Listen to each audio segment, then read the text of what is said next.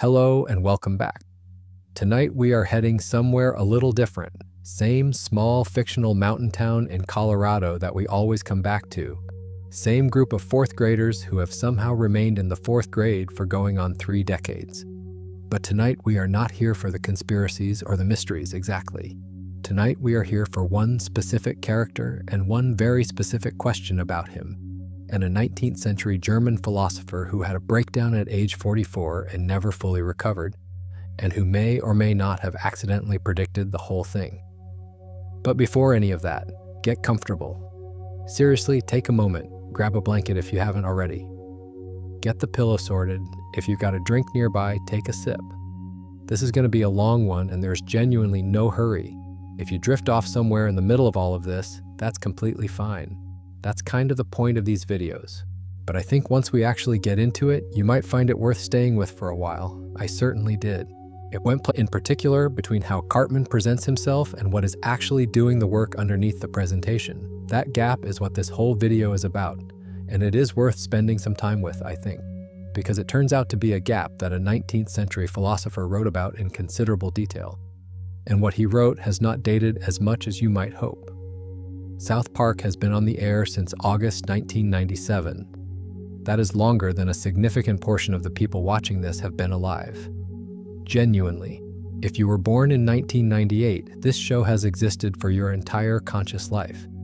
It has run through 5 American presidencies, survived a number of cultural moments that were each, in their own way, predicted to finally make it obsolete, and watched a string of edgier, weirder, more formally ambitious animated shows come and go, while it kept quietly doing its thing in the background. It has had the same 4 main characters, the same mountain setting, the same bus stop in the snow since the very beginning. And in all that time, across well over 300 episodes, the show has never once given its most famous character a real redemption arc. Eric Cartman is, in the late 2020s, more or less who he was in 1997. He is 9 years old. He lives in South Park, Colorado with his mother, Leanne, who loves him in a way that is both completely genuine and almost certainly relevant to everything that has gone wrong with him.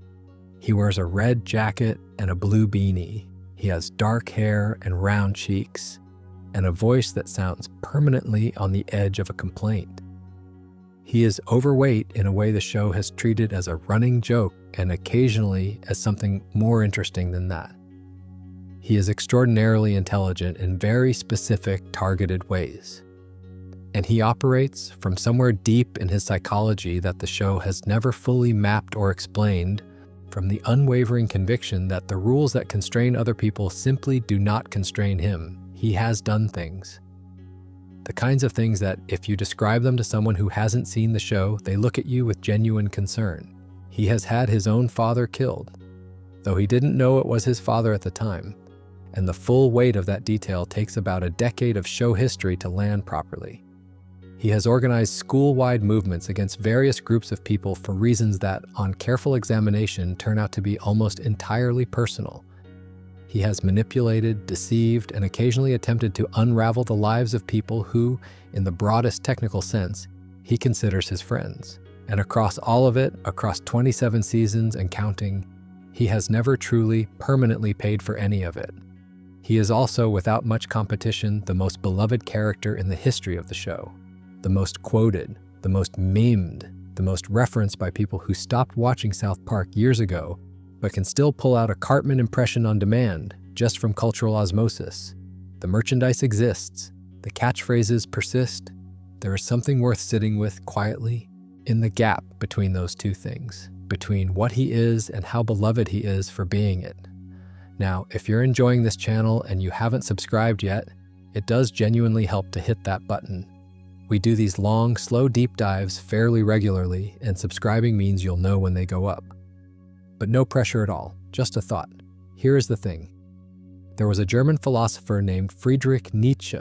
Nietzsche is roughly how you say it in German, though the English version has developed its own stubborn persistence, who lived from 1844 to 1900, and who spent the most productive years of his working life writing warnings. About a type of person, about what happens when the large, shared stories that give individual lives a shape begin to collapse. and what fills that vacuum, and what kinds of characters and what kinds of values that vacuum tends to produce. Nietzsche is one of the most quoted and most misrepresented philosophers in history, which is a remarkable combination. Sentences get lifted from his work and attached to things he would have found alarming. The concept of the Übermensch, the overman, gets applied to everything from self-help content to deeply troubling political movements. The phrase will to power gets reduced to something about ambition or domination that misses what he actually meant almost completely. The real Nietzsche, the one who shows up if you read the work carefully, is considerably more interesting and considerably more nuanced than the pop culture version. And one of the things he was doing, one of the things he identified with real precision, maps onto Eric Cartman in a way I find genuinely compelling, not as a loose analogy, as something that actually illuminates why Cartman is the way he is, why the show built him the way it did, and why a large audience has spent nearly 30 years watching him do genuinely terrible things and finding him charming, even relatable, rather than simply monstrous. I want to be clear before we go any further. This is not a video arguing that Cartman is secretly a sympathetic, tragic figure who deserves our sympathy and understanding above all else. He is partly that, and the parts where that is true are interesting and worth looking at carefully. But he is also genuinely, consistently, demonstrably awful in ways the show is quite honest about. Holding both things at once is more or less the whole exercise. What this is an attempt to trace something, a portrait that South Park has been building, across 3 decades of television, of a kind of person that Nietzsche spent years trying to get people to take seriously. A kind of person who looks, from a certain angle, like they've found a way around the usual human constraints, who seems to operate above the rules, who makes you laugh even when you know you probably shouldn't be laughing, and who, in Nietzsche's framework, is not dangerous because they're so obviously monstrous. They're dangerous because they're funny. So, room is dark, hopefully. Thoughts are starting to slow down, hopefully. We're going to take this slowly and go through all of it piece by piece. No hurry, no rush. Just one very complicated fictional 9-year-old and a 19th century philosopher who may have seen him coming. But first, one more small thing, and then I'll stop stalling. South Park is a show that has over its run been accused of being many things. Too edgy, too willing to skewer things that shouldn't be skewered, too nihilistic, too committed to the idea that nothing is sacred and everything is fair game for mockery. These critiques are not baseless. The show has genuinely gone places that made people uncomfortable, and not always in ways that were entirely worth it. But there is something the critics who reduce it to shock value tend to miss, which is that the show has also, quietly, produced some of the more precise and honest character observation in the history of American animation. The Randy Marsh arc across the later seasons is, if you step back and look at it as a coherent portrait, a fairly devastating study in midlife male ego. The Kenny mythology, which we have explored in other videos and which is extraordinary if you haven't looked at it closely. And then there is Cartman, who is the most developed, most observed, most psychologically layered character in the show by some distance. The show knows what Cartman is. It has always known. It just presents the knowledge wrapped in enough comedy that you can choose not to receive it if you prefer to just laugh. That choice is, itself, part of what we're going to be talking about tonight. So settle in. Let the room be dark and quiet around you. We are going to take our time with this one, and there is nothing pressing anywhere else. Let's begin. There is a version of describing Eric Cartman that goes something like this. He is the fat, bigoted, manipulative kid from South Park, the one who lies and schemes and has no real moral compass and exists as a foil to the more decent characters around him. The villain of the piece, essentially, though the show is too anarchic and too suspicious of easy moral categories to use that word directly. That version is not wrong. It's just incomplete in ways that matter. Cartman is genuinely manipulative, genuinely bigoted, genuinely willing to do things that most people, even fictional people, would not consider acceptable options. These are not exaggerations.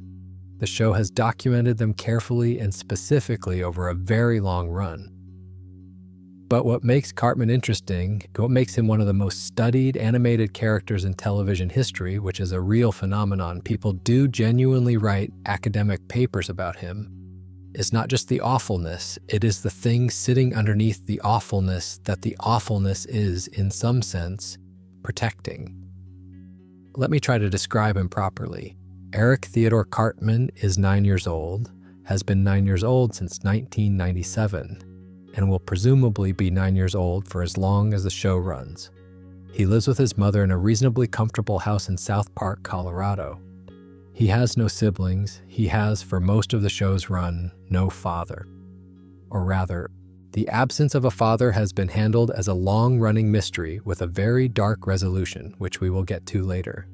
His mother is named Leanne. She is warm and affectionate and genuinely loves him, and she has spent his entire childhood essentially giving him whatever he wants. And the connection between those things is something the show has always known was there, even when it didn't state it directly. He is, by the show's own internal logic, exceptionally intelligent. Not in a general, vague way, but in a very specific operational way. He understands people.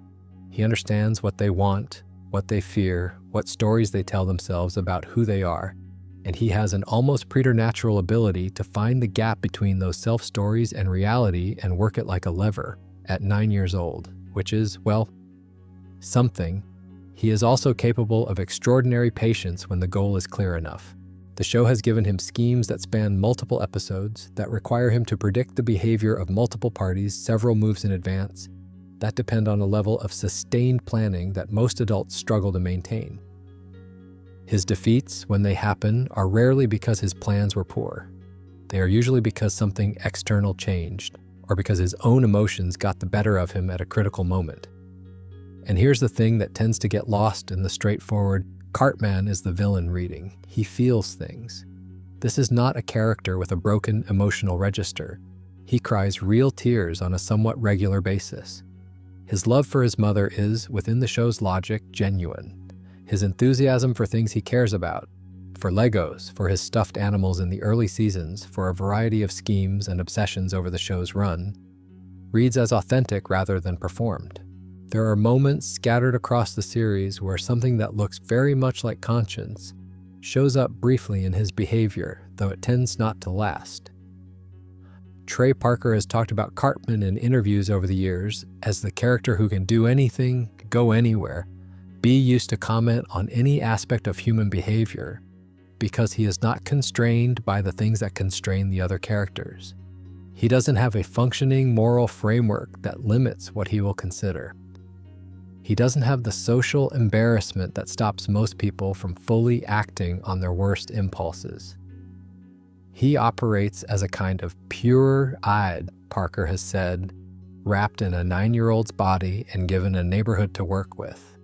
But here's what gets me about that description. Pure ID doesn't explain the planning. Pure id doesn't explain the patience. Pure ID doesn't account for the moments where Cartman clearly, demonstrably holds back, where he has the opportunity to cause harm and doesn't, where he chooses, for reasons the show sometimes explores and sometimes leaves opaque, not to push all the way. Pure-eyed is actually a fairly flat description of a character who is genuinely complex in ways that take some sitting with. What Cartman actually is, I think, and this is the thing that the Nietzsche lens helps to illuminate, is a person whose entire psychology has been organized around a wound, around something that happened or failed to happen early enough in his development that it has become the invisible architecture of everything he does. The scheming and the manipulation and the bigotry and the occasional bursts of genuine warmth are all in some sense products of the same source, different expressions of the same underlying structure. Identifying that structure is what this video is really about. And to get there, we have to start somewhere that might seem a bit indirect. We have to start with a 19th century German philosopher and what he was actually warning about before the warnings got simplified and misapplied and put on t-shirts. Because the thing Nietzsche identified, the specific psychological type he spent years describing and worrying about, maps onto Eric Cartman with a precision that honestly I found a bit startling when I started laying them side by side. One more thing about Cartman before we move into the philosophy, because I think it is worth saying clearly, he is funny, genuinely, consistently funny, in ways that go beyond simple shock value. He has timing, he has a specific comedic intelligence that involves understanding exactly how to phrase something for maximum effect, exactly how long to hold a situation before releasing it, exactly where the unexpected turn in a joke should land. Voice actors have described how Trey Parker can find a read for Cartman that changes the entire meaning of a line, and you can feel this watching the episodes. There is real craft in the performance, and it is inseparable from the character.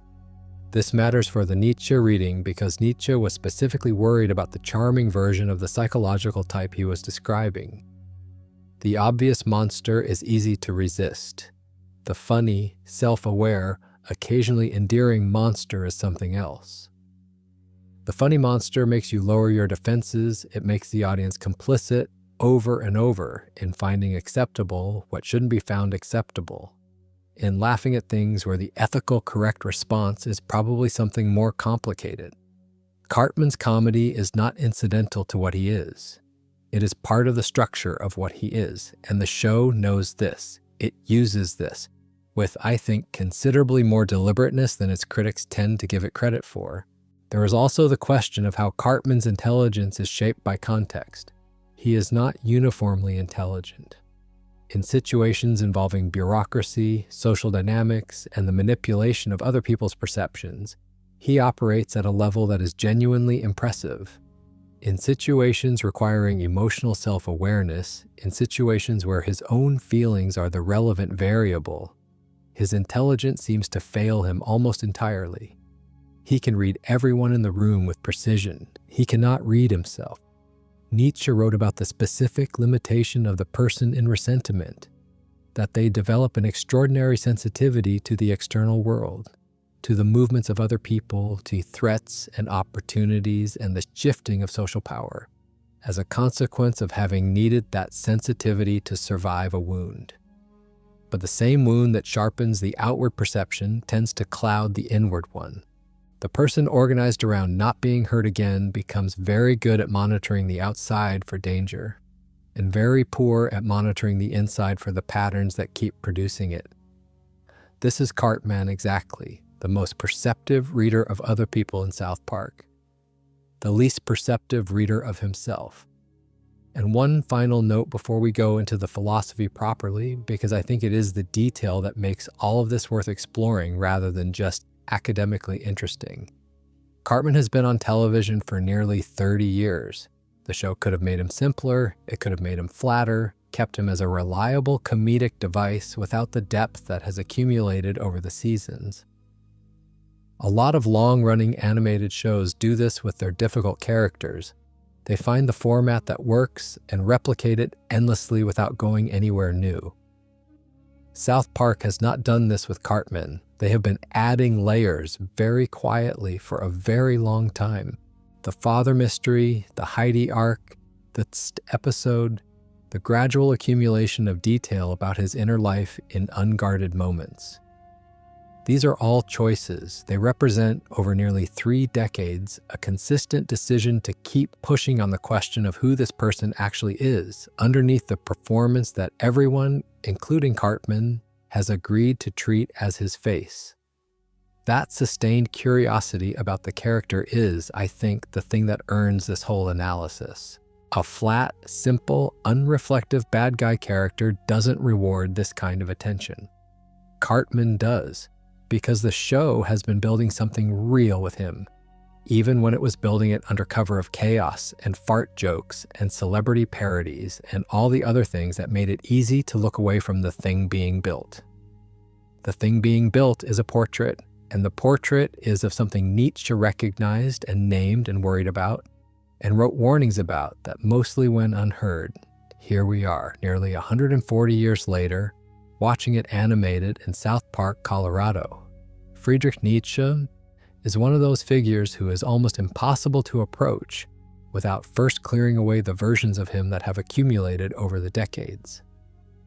The Nazi version, which his sister Elizabeth was largely responsible for, based on selective reading and deliberate misrepresentation. The self-help version, where the will to power becomes about being your best self and crushing your competition at the gym. The edgy teenage version, where God is dead, is a victory cry rather than a diagnosis of catastrophe. All of these are, to greater and lesser degrees, almost entirely wrong. Here is what Nietzsche was actually doing. He was watching European culture in the 1880s grapple with something he considered genuinely serious: the slow erosion of religious certainty. The gradual process by which science and reason had been pulling the foundations out from under Christianity for decades, and what that left behind. He was not, despite the famous phrase, celebrating the death of God. He was alarmed by it, because what God had been doing, functionally, for centuries, regardless of whether any of it was literally true, was providing a shared framework of meaning, a ceiling above the whole structure, a way of answering the question, why does any of this matter, that most people never had to consciously ask because the answer was simply present in the culture around them. Take away the ceiling, Nietzsche was saying, and you have two possible responses. One, you do the very difficult, very personal work of building your own meaning, of creating values from within yourself rather than inheriting them from an external authority. This is what he was pointing toward with the concept of the Übermensch, the overman, the person who has genuinely, authentically overcome the need for an external source of justification for their existence, who creates rather than inherits, who affirms life completely, including its suffering, rather than retreating from it. The other response is what he called passive nihilism. You see that the old certainties are gone, you feel the emptiness, and instead of building anything new, you numb yourself. You drift. You find ways to manage the time. You organize your life around comfort and the avoidance of discomfort, and you call this contentment. Nietzsche called the person who does this the last man, the one who has discovered happiness and blinks, just blinks. Now, there is a third response that Nietzsche identified, and this is the one that is actually most relevant to Cartman. He called it ressentiment. He borrowed the French word deliberately because the French version carried specific connotations he wanted. It means something quite precise. Ressentiment describes the psychology of a person who has experienced powerlessness, real or perceived, and who has converted that experience into a kind of inverted identity. Rather than overcoming the wound, this person organizes their entire sense of self around it. They define themselves through opposition, through grievance, through the need to invert the values of whoever wounded them and call that inversion strength. Here's the key detail. The person in ressentiment does not look powerless. They often look like the opposite. They can look commanding, dominant, utterly unconcerned with what anyone thinks of them. They can be charismatic, they can be funny, they can inspire following, attract loyalty, accumulate genuine victories. But if you look at the machinery underneath the performances, what you find is that everything is reactive. Everything is a response to having been hurt.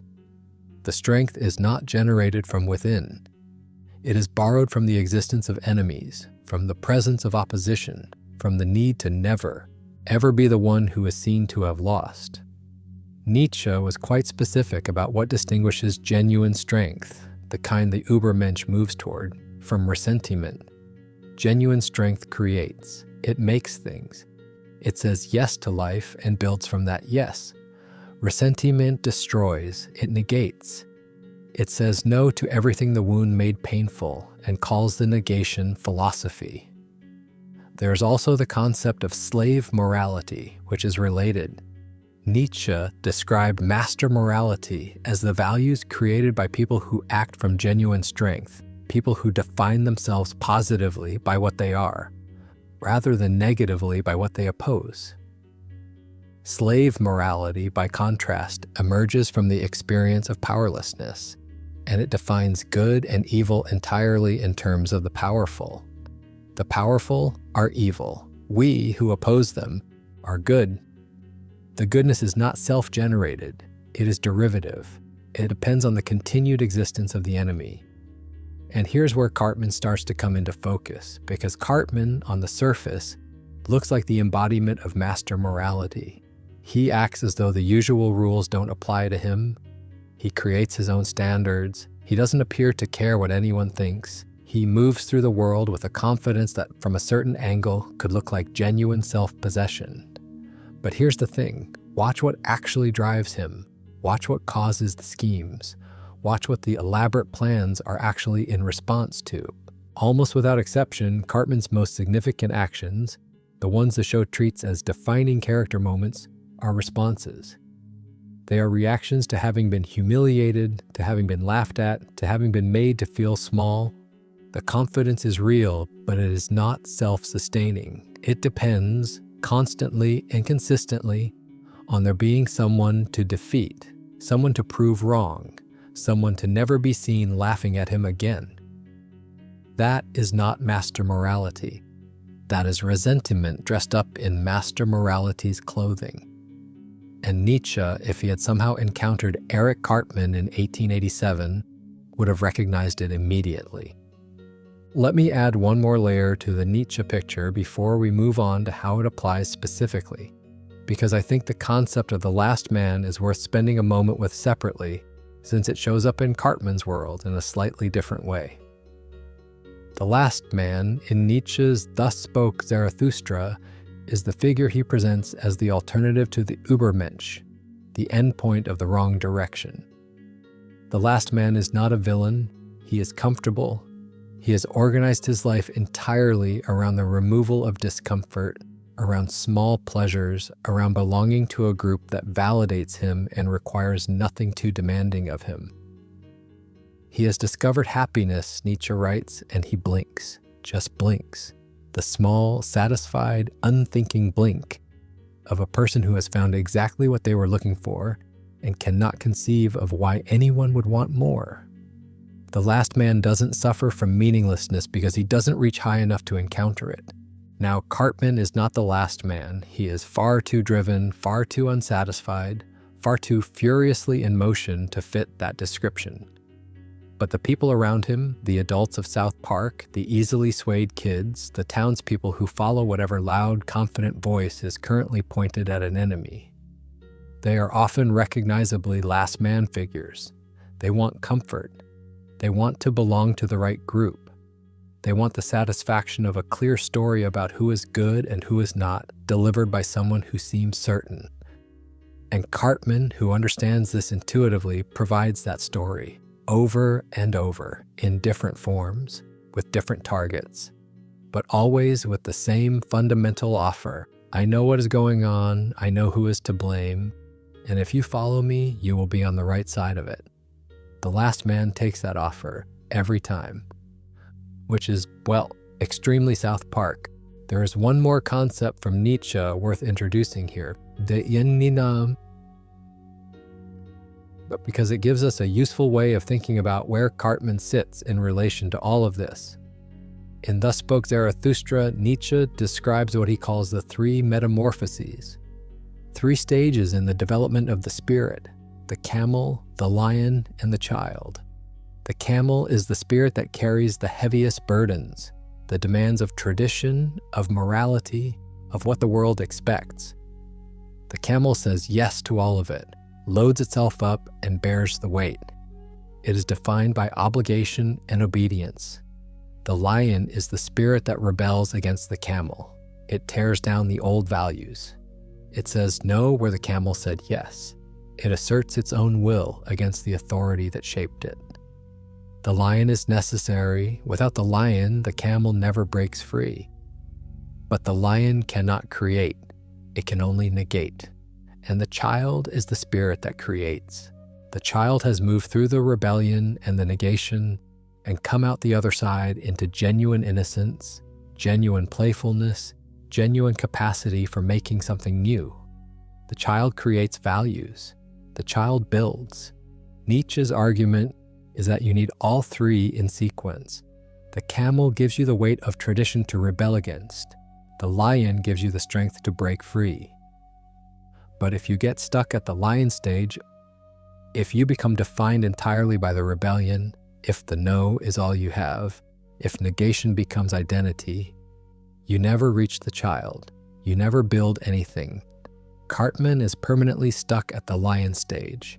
He is very good at the lion. He has the defiance, the power, the contemptuous no to the world's expectations. But he has never once moved through that into the child, into genuine creation, into making something from a yes rather than a no. And here is what makes the Cartman as lion portrait specifically Nietzschean, rather than just a description of any stubborn person who refuses to grow up.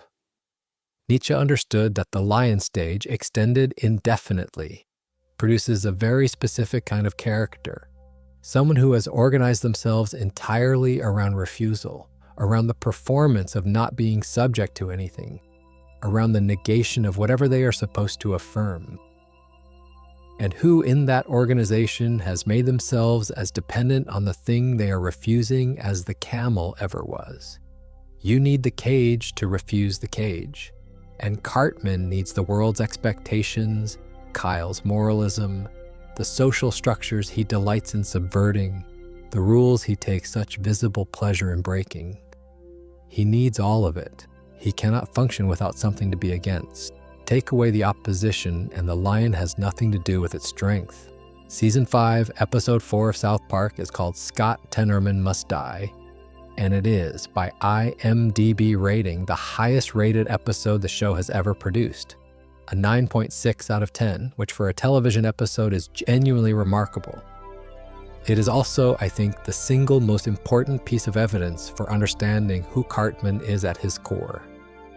Here's what happens.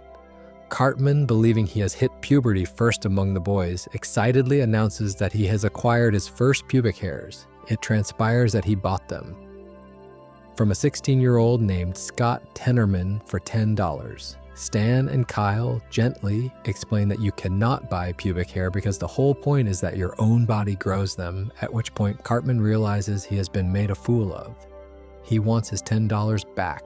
Scott refuses. What follows is a months-long escalation. Cartman's first several attempts to retrieve his money are all defeated by Scott, who is slightly older and slightly more streetwise, and does not take Cartman particularly seriously. Each defeat costs Cartman more than the previous one. More money, more dignity, more time. Scott eventually humiliates Cartman in front of the whole town by releasing a video of Cartman pretending to be a pig in an earlier scheme attempt. He burns Cartman's money in front of him. He laughs, and Cartman quietly begins to build something. The final scheme is extraordinary, even by Cartman's standards. He invites Scott to a chili cook-off in the town. He engineers through a chain of steps, each depending on the accurate prediction of multiple people's behavior, the death of Scott's parents. He recovers the bodies, he adds them to his chili, he serves the chili to Scott at the cook-off. He arranges for Radiohead, Scott's favorite band, to show up at the exact moment Scott discovers what he has eaten. And then he jumps on a table and sings. The show frames this as a dark comedy. Cartman wins. The audience laughs nervously. Trey Parker has said in interviews that it was designed as a definitive character moment, the point at which it becomes clear that Cartman is not just a loud, unpleasant child, but something genuinely more serious. Here's what Nietzsche would have noticed about this. The scheme is not about the $10. It was never about the $10. The scheme is about the video of Cartman pretending to be a pig, about the crowd laughing, about Scott burning the money and watching Cartman scream in rage. Everything that follows, the months of planning, the willingness to involve murder, the specific orchestration of the Radiohead appearance to maximize Scott's humiliation, is in direct proportion not to the financial loss, but to the feeling of having been made to look like a fool. In Nietzsche's framework, this is resentment operating at nearly full power. The wound was a wound to pride, to self-image, to Cartman's sense of being above the people around him. And the response is not to move past the wound or to build something in spite of it. The response is to ensure, at whatever cost, that the person who inflicted the wound suffers more visibly and more completely than Cartman did. The chili is not really about revenge, it is about the restoration of a self-image, It is about never ever being the one who is seen to have lost. The thing that makes this more than just a story about a bad child doing bad things is the detail that comes later. Almost a decade later, in the season 14 episodes 200 and 201, the show returns to Scott Tenerman and adds something that retroactively changes the entire shape of the earlier story. Scott reveals to Cartman that his father was a Denver Bronco named Jack Tenerman, and that Scott Tenerman's father was also a Denver Bronco, the same man. Jack Tenerman had an affair with Leanne Cartman, producing Eric. Then he moved on and had a legitimate family, producing Scott. The man Cartman had killed and ground into a chili, whose death he celebrated and sang about, was his own father. Cartman killed his own father, fed him to his half-brother, without knowing it. And here's the detail that quietly staggers me every time I think about it. When Cartman learns this, he does not grieve the father. He cries, real tears. But what upsets him is learning that he is half ginger. He is consoled when someone reminds him that he is also half Denver Bronco. He immediately stops crying. The man in the chili meant nothing to him because Cartman's relationship to other people is almost entirely relational. What they represent to him, what role they play in his ongoing self-narrative. His own biological father, the man whose death he engineered and celebrated, meant less to him in that moment than the question of whether he had the genetic marker for red hair. Nietzsche described ressentiment as the psychology of the person who has converted pain into identity so completely that they can no longer feel the pain directly. It has been transformed into something else, into a philosophy, into contempt, into the machinery of revenge. The pain is still there, doing its work, but it is no longer recognizable as pain. Scott Tenerman Must Die is Cartman's most honest episode, and the chili is the most honest image in it. What he is making is not revenge. What he is making is a monument to having been laughed at, served warm with a dismembered father hidden inside to the person who started the laughter. There is a detail in Scott Tenerman Must Die that I want to stay with for a moment because I think it clarifies something about how the show uses Cartman that the broader reading misses. After the chili cook-off, after Scott has discovered what he ate, after he's crying and Radiohead is dismissing him as uncool, Cartman jumps on a table and sings. He does a little dance. He is, in the moment of his greatest victory, giddy with it. And then the episode ends. There's no aftermath, no scene of Cartman going home and sitting quietly with what he's done, no moment of reflection, no evidence of anything that might resemble the processing of a significant event. He got what he wanted, and the episode ends as though the goal has been achieved and there is nothing further to say. But the show does return to this, eventually. In the season 14 two-parter 200 and 201, all the chickens come home. And what the show reveals through Scott Tenerman's revenge arc is that the original story did not actually end at the chili cook-off. It just paused. Scott spent time in a mental institution, which is presumably what you do when someone murders your parents and feeds them to you. He spent years researching Cartman, and then he came back with a revelation that Cartman, for all his intelligence, had not foreseen. The reason this is worth noting is simple. The scheme was not designed to build anything.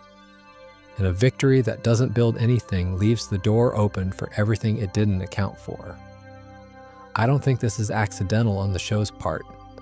The 200/201 resolution is South Park telling you very quietly what Scott Tenerman Must Die actually cost. Not immediately, not in the episode, but eventually, when the father in the chili turns out to have been your own. That is Nietzsche's point about resentment made concrete. The wound you build your life around defending against does not go away. It does not diminish. It waits. One more thought about the Scott Tenerman episode, and then we will move on. I want to note something about the audience's position in that episode specifically because it is relevant to what we are going to talk about later when we get to the bigger question of why Cartman is beloved rather than simply reviled. When the reveal lands, when the chili cook-off turns, when Cartman pulls back the curtain, the audience laughs, almost universally. The reviews that called it the show's greatest episode were not reviews lamenting a terrible thing. They were reviews celebrating a piece of brilliant television. The skill of the scheme, the completeness of the reversal, the audacity of it, all of these produce a genuine aesthetic pleasure that is fairly hard to separate from what it is pleasure about. And the show knows this. The show built the episode to produce this response. The craft is in service of generating the specific combination of horror and delight that makes the ending land the way it lands.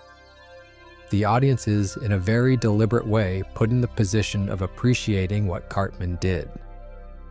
Nietzsche would have found this interesting. He would have found it, specifically, an example of the way in which the aestheticization of power, the conversion of the exercise of power into something beautiful, something pleasurable to witness, is one of the oldest and most persistent forms of cultural complicity. The audience is not endorsing the murder, but they are, in the moment of appreciation, relating to Cartman rather than to Scott. They are experiencing the satisfaction of the scheme alongside the person who executed it. And that positioning, that alignment of audience pleasure with Cartman's pleasure, is what makes the episode's darkness so specific, so uncomfortable to examine after the fact. The show earns that discomfort. It built toward it deliberately. Scott Tenerman Must Die is, among other things, a test of what the audience is willing to find funny and how it sits with them afterward. And most people, if they're honest, find the answer a bit complicated. The mystery of Eric Cartman's father is the longest-running character mystery in the show's history.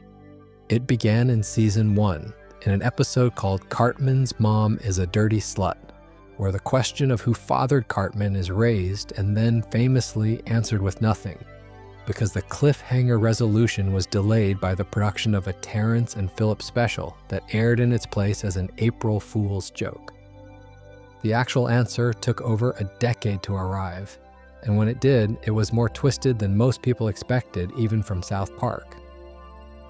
In the meantime, what the show gave us was a portrait of a child growing up without a father, being raised by a mother who loves him without limit, in the specific absence of any external authority willing or able to impose real consequences on his behavior. Leanne Cartman is not a neglectful parent. She is in many ways a very attentive one. She is present, she is warm, she provides.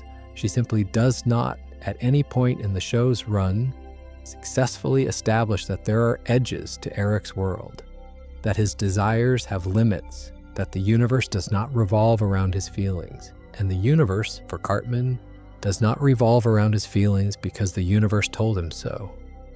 It revolves around his feelings because nothing in his early environment ever convincingly demonstrated otherwise. Nietzsche wrote about what he called the first nature, the set of instincts, responses, and value frameworks that form in a person's earliest developmental environment. He contrasted this with the second nature, the person you can consciously build through discipline and effort and genuine self-overcoming. The first nature is not destiny in Nietzsche's view, but it is the starting point. And a first nature formed in an environment without limits, without friction, without the necessary experience of genuine defeat, is a first nature that has never been tested against reality. It is a self that has never had to discover where it ends and the world begins. The absence of a father is not a simple explanation for everything Cartman is. That would be too neat, too reductive, but it is a structural condition. The specific absence of a male authority figure willing to hold the line, to say no and mean it, to offer Cartman the experience of a force that could not be manipulated or outlasted, is something the show treats as significant even when it doesn't state it as such. There's an episode in season 10 called Miss Teacher Bangs a Boy, where Cartman becomes a hall monitor and takes on the role of authority with gleeful seriousness. He dresses in a vest, adopts the phrase, "come on down," before deploying pepper spray, and enforces school rules with a commitment that is both absurd and revealing. Cartman, in a position of authority, even a trivial one, becomes an entirely different creature. He is energized by it. He takes to it naturally. The same intelligence that he normally uses to circumvent rules here gets redirected toward enforcing them. And the thing that is striking is how good at it he is. What that episode shows quietly is what Cartman might have been with different early conditions. Given clear structure, given authority he genuinely respected, rather than learned to circumvent, given the experience of having his own intelligence disciplined and directed by something outside himself. It shows the shape of the person that might have formed if the first nature had been met with something other than unlimited yes. And then the Jack Tenerman reveal lands on top of all of this with the specific cruelty that South Park specializes in, because it means that the father who was absent wasn't absent because of tragedy, wasn't absent because of circumstances that couldn't be helped. He was absent because he left. He had an affair with Leanne, produced a child, and moved on. And the child he produced, never knowing his father existed, grew up into the specific shape that the absence created, into someone for whom other people are instruments, into someone who has never experienced the particular kind of love that says, I am here and I'm not going anywhere, and there are things you cannot do. And then that child killed his own father and fed him to his half-brother in a chili cook-off. The fact that Cartman genuinely didn't know doesn't make this less tragic. It might make it more so. Because the revenge he took on Scott Tenerman was, in a sense, rooted in everything that Jack Tenerman represented, in the specific category of person who humiliates and walks away laughing. And in destroying that category, without knowing it, Cartman destroyed the only biological connection he had to the thing he'd been compensating for his whole life. He killed the absence of his father and called it a victory. There is a thought experiment worth doing here, and it requires staying with the season 10 episode for a moment rather than moving past it. The episode Hell on Earth 2006 has a brief subplot involving Cartman trying to organize a perfect Halloween party, and the level of control he exercises over every detail. The guest list, the venue, the entertainment, the precise execution of each element reads differently once you have the father context. A child who grew up without external structure often becomes, as an adult, or in Cartman's permanent near-adult childhood state, an obsessive architect of structure in his own domain. He cannot control the things that were not controlled in his early environment, his mother's parenting, the presence of a father, the fact of his abandonment. So he controls everything else with unusual intensity. This is, of course, speculation. The show never frames it this way explicitly, but the pattern is there across enough episodes that it reads as something the writers were aware of, even if they never foregrounded it. And then there is the question of what Cartman does when control fails, when the plans go wrong, when the scheme is defeated, when someone manages to outwit him, or the universe doesn't cooperate. Because for most people, the experience of genuine defeat, of having tried and failed at something that mattered, is unpleasant but survivable. It is part of life. It produces at best the kind of recalibration that allows for genuine growth. For Cartman, defeat seems to be experienced at a different register entirely, as something closer to catastrophe, as a threat not just to the specific plan that failed, but to the entire structure of self-image that the plan was, in some sense, maintaining. When Cartman loses in a way he cannot rationalize or reframe, the response is not proportionate. It is never proportionate. And the disproportionate response, which is almost always either complete withdrawal or an escalation far beyond what the situation technically requires, is the tell. It is the evidence that what is at stake is not just a goal, but the whole edifice of someone who needs very badly to not be the person who lost. That is not a 9-year-old being overdramatic. That is the psychological signature of a person whose sense of self has never been robust enough to withstand ordinary defeat, which is, in turn, what happens when the environment in which the self formed never required it to be. There is also something worth noting about how Cartman processes the few genuine emotional defeats the show gives him, the ones that cannot be converted into schemes or victories, the ones that just sit there. There is a season 6 episode called Child Abduction is Not Funny, where the town builds a wall to keep out supposed child abductors. And during the chaos, Cartman is briefly separated from his mother. His distress is real and unguarded in a way that is different from his performed distress. He is not calculating in it. He just wants his mum. The child looking for his mother is the truest image of Cartman the show has ever produced. Everything else is what he built around it. There is an episode in season 10 called Tst, and it is one of the most quietly devastating pieces of character writing the show has ever done with Cartman. Which is saying something, because the show has done quite a lot of quietly devastating character writing with Cartman. The premise is that Liane, at her wit's end with Eric's behavior, has tried and failed with a series of nannies and authority figures, and finally calls in Caesar Millan, the actual Caesar Millan, the dog whisperer, who, as it turns out, is extraordinarily effective. Millan's method is simple, and the episode explains it with real care. He does not react emotionally to Cartman's manipulations. He does not reward the performances of distress or the guilt trips or the elaborate justifications. He remains, as he would with a difficult dog, calm and assertive and utterly unmoved by the specific levers that Cartman has learned to pull. He establishes, through consistent non-reaction, that the manipulations do not work. And Cartman, who is fundamentally a very smart person responding to his environment, adjusts. He begins to change. He becomes almost sweet, a little shy, tentative in a way we have essentially never seen before.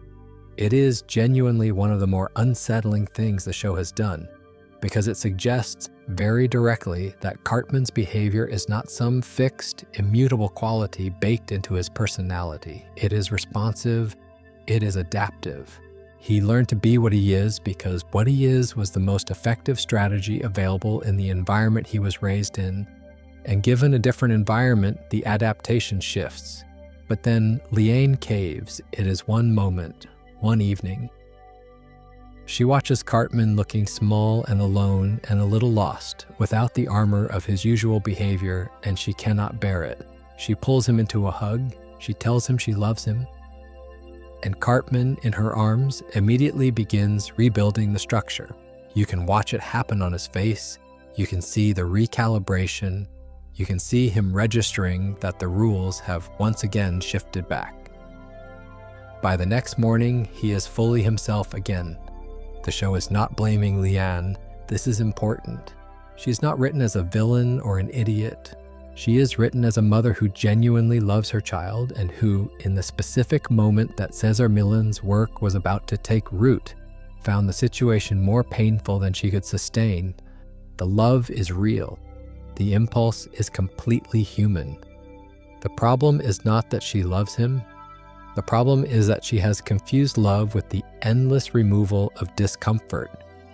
Nietzsche wrote a great deal about what genuine strength requires. He was quite specific that one of the things it requires is the capacity to endure difficulty. Not for its own sake, not because suffering is valuable in itself, but because the things worth having cannot be obtained without it.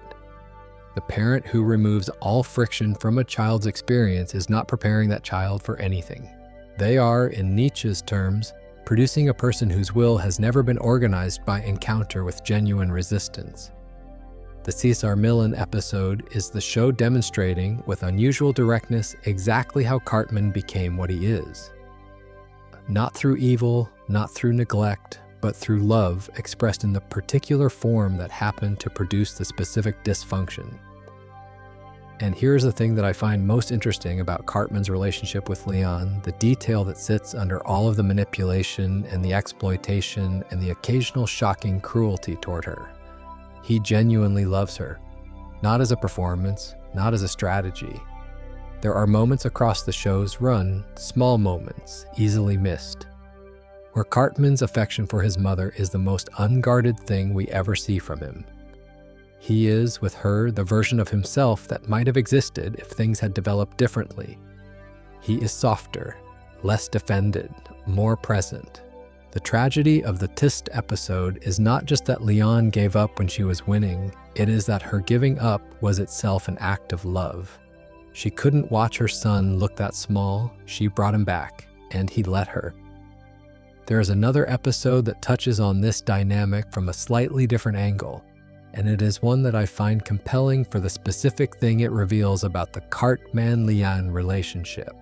In Season 14's Crippled Summer, there is a brief Cartman subplot involving him hosting a Towley intervention, which is its own thing and not directly relevant.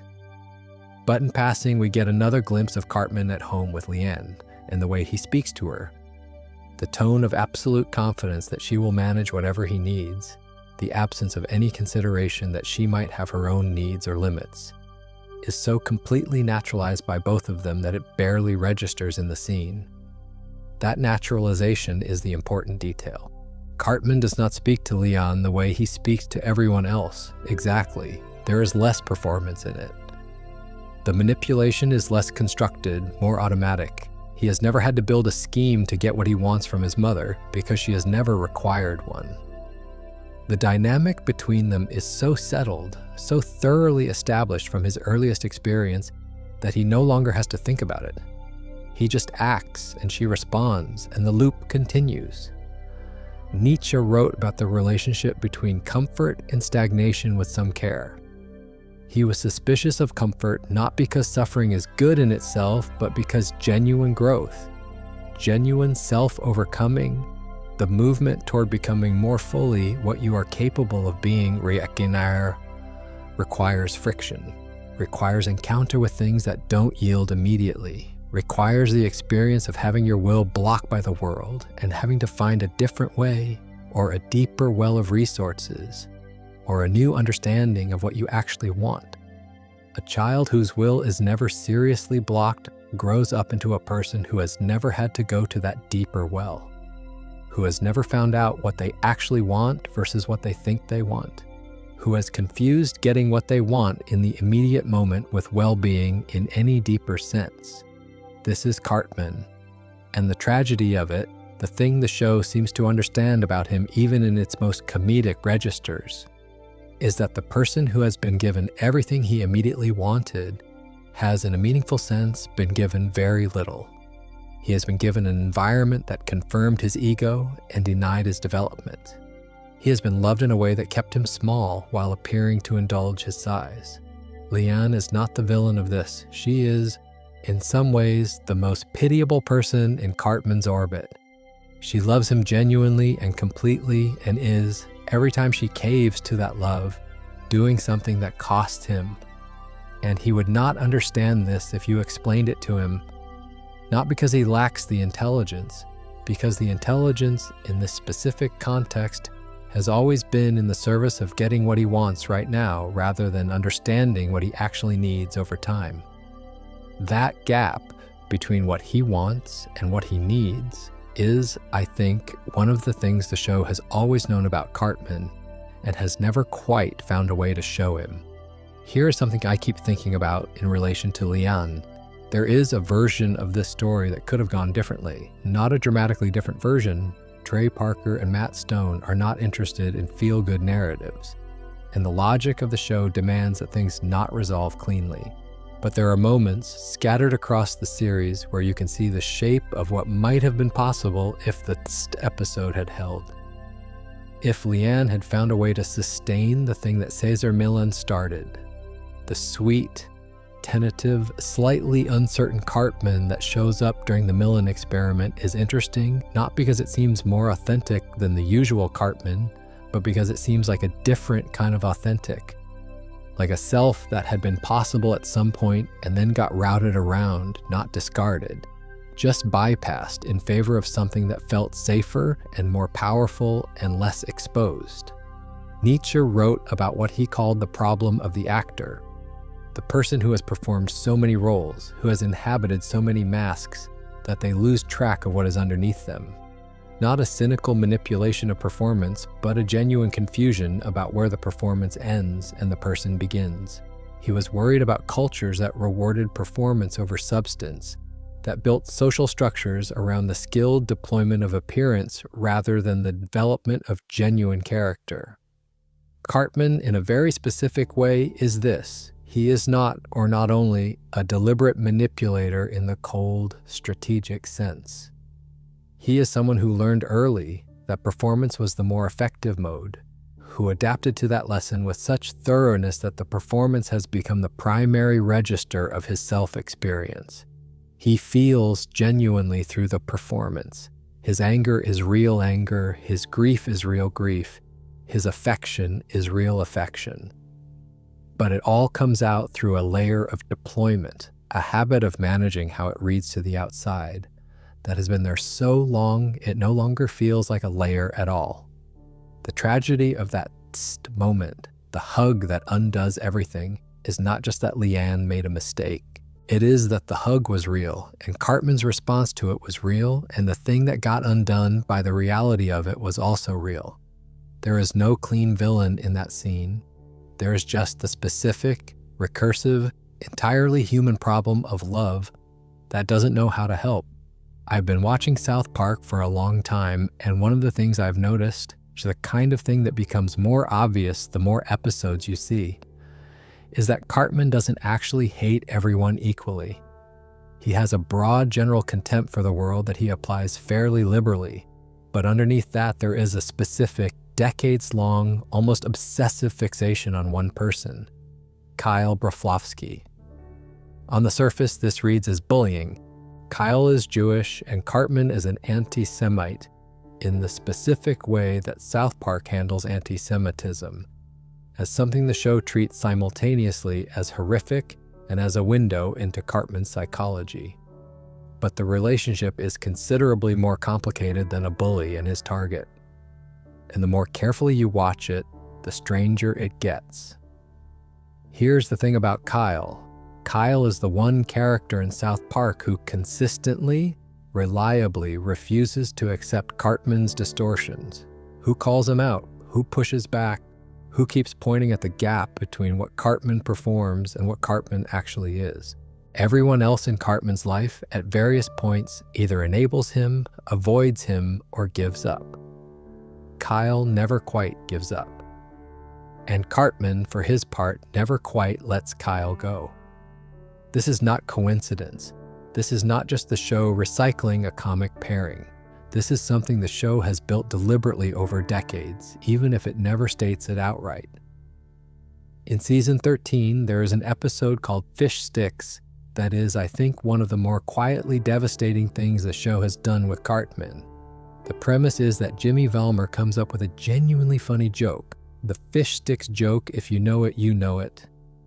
And Cartman happens to be in the room when Jimmy writes it.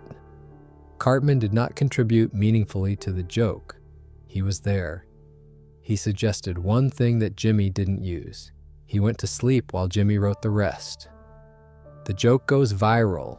Everyone in South Park is telling it. And over the course of the episode, Cartman, without lying, without a conscious scheme, without any of the deliberate manipulation that usually characterizes his behavior, begins to genuinely believe that he wrote it. His memory rewrites itself. He reconstructs the past to place himself at the center of the creation. By the end of the episode, he is not pretending to remember writing the joke. He actually remembers writing the joke. The distortion is total and sincere. Kyle is the one person who will not let this stand. Kyle was there. Kyle knows what happened. Kyle keeps saying plainly and consistently that Jimmy wrote it and Cartman didn't. And Cartman's response to Kyle's refusal to accept the revised history is to escalate, to insist more loudly, to eventually frame the conflict as Kyle persecuting him out of jealousy. This pattern, Cartman's reality distortion, Kyle's refusal to accept it, Cartman's interpretation of the refusal as an act of aggression, repeats across the show's run in various forms.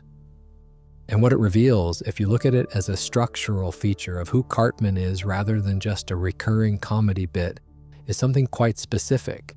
Cartman needs Kyle's opposition the way a compass needs north. Think about what Nietzsche wrote about the death of God. The problem with the loss of a divine authority is not just that the answers go away, it is that the structure goes away. The ceiling that gave everything below it its shape, the external reference point against which you could orient yourself. Without it, you have to build your own orientation, and that is much harder and much less certain. Kyle is Cartman's external moral authority. Not because Cartman agrees with him, he demonstrably doesn't on most things, but because Kyle's consistent opposition gives Cartman something to push against, something to define himself against. Without Kyle's no there to respond to, Cartman's yes has less shape.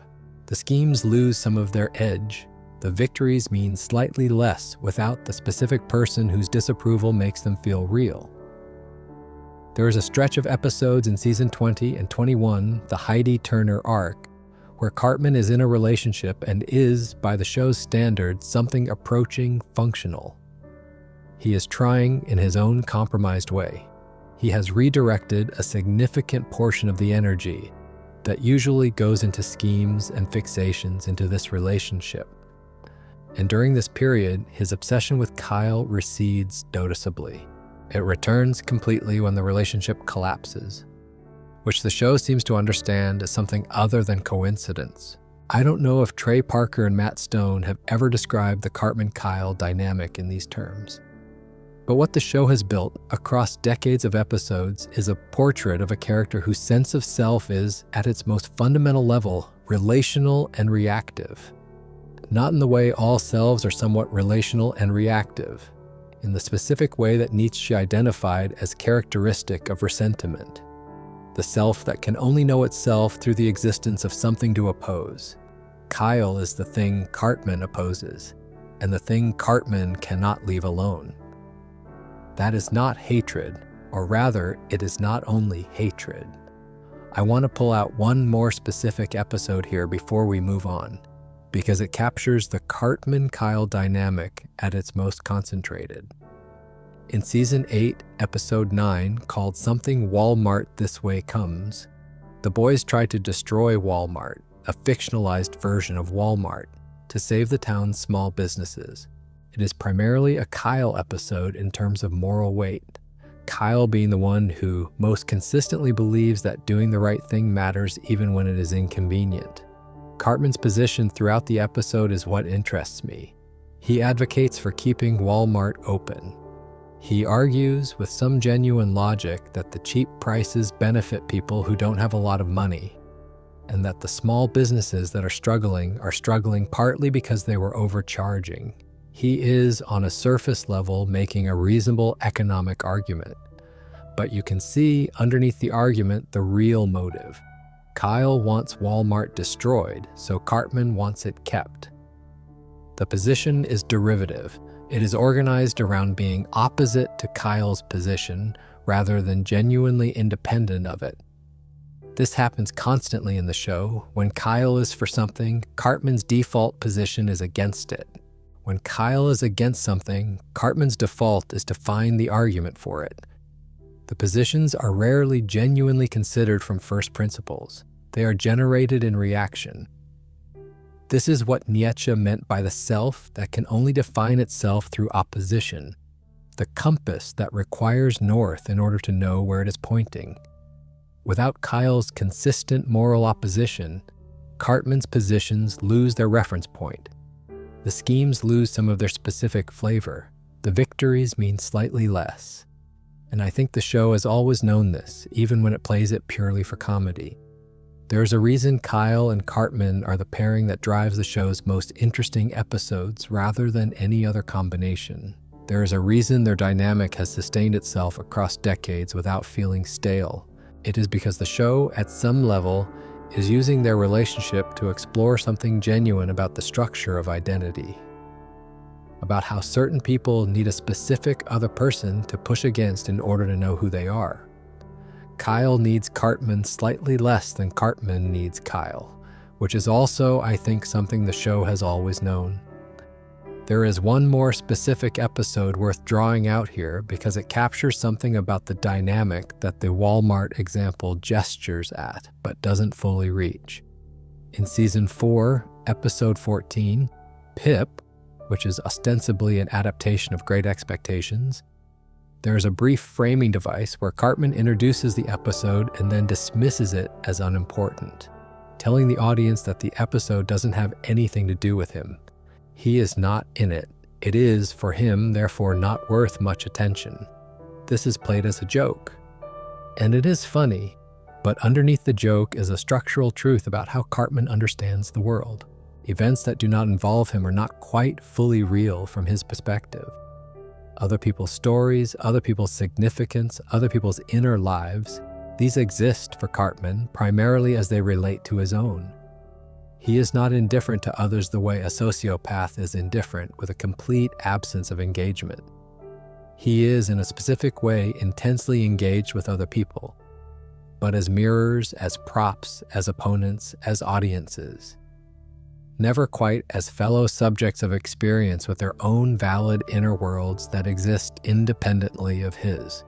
Kyle is the exception, and this is the most interesting thing about the dynamic. Kyle, more than anyone else in the show, registers for Cartman as genuinely other, as someone whose perspective matters in a way that is not entirely about what Cartman can use it for. This is why Kyle's disapproval stings in a way that other people's disapproval doesn't. Kyle is not just another mirror. Kyle is the one person who refuses to reflect Cartman's self-image back at him accurately, and who keeps doing this regardless of the cost.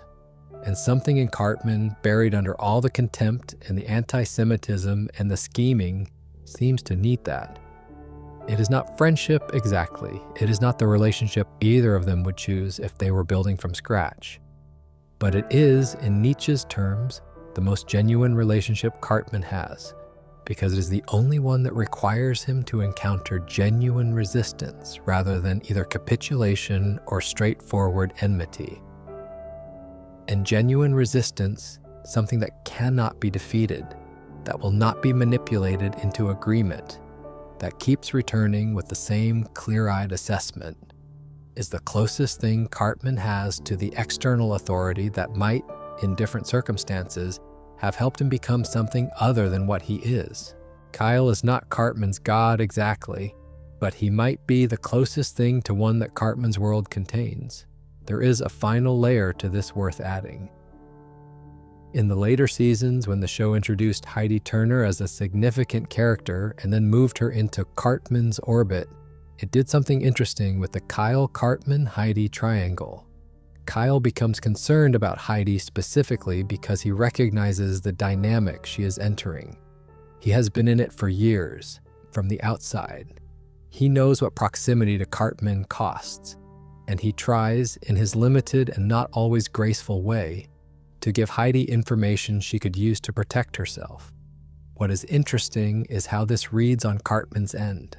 He interprets Kyle's concern for Heidi as competition, as Kyle trying to take something from him, as the same old pattern of Kyle opposing whatever Cartman values. He cannot interpret it as genuine care for another person, because his model of human motivation doesn't cleanly accommodate that possibility. Everyone in Cartman's world is either a resource, an obstacle, or an ally. Kyle's concern for Heidi must therefore be strategic. This is the limitation of a psychology organized entirely around self-interest. It can only read other people in its own terms. It cannot easily conceive of motivation that is genuinely other-directed, because other-directed motivation is not part of the vocabulary it has built for interpreting the world. Kyle's concern is not strategic, it is just care. Simple, genuine, not always well expressed, but real. And it is invisible to Cartman as what it actually is. That blindness costs Heidi, and it is not a dramatic blindness, not an obvious failure. It is just the ordinary, quiet, persistent limitation of a person who has spent so long defending against a wound that they can no longer fully receive what is freely offered.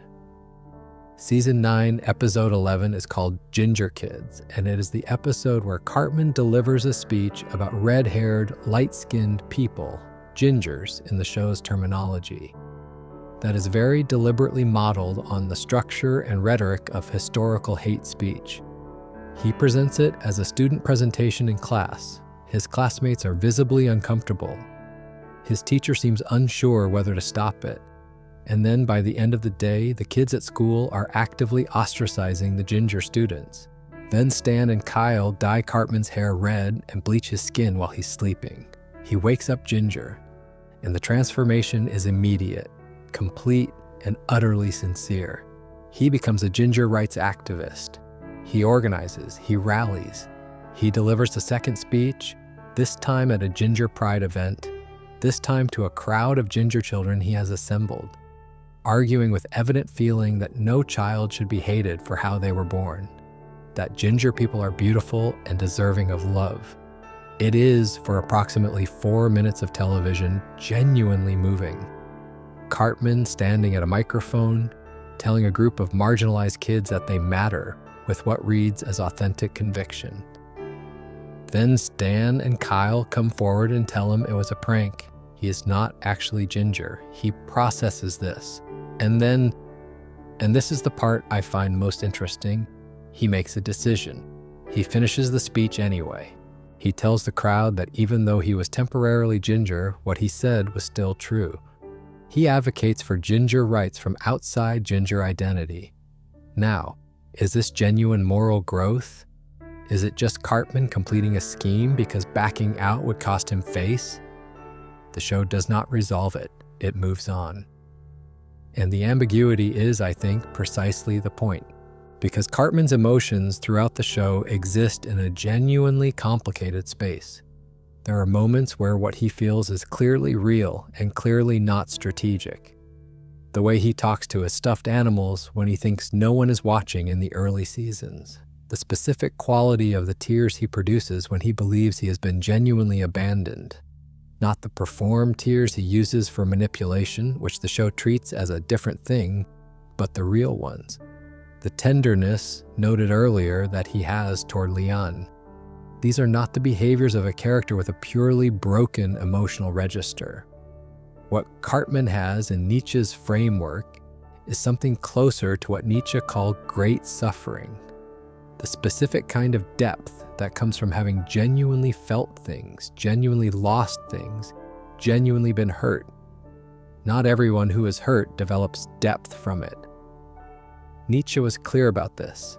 The suffering has to be engaged with, survived, integrated, rather than converted entirely into the machinery of revenge.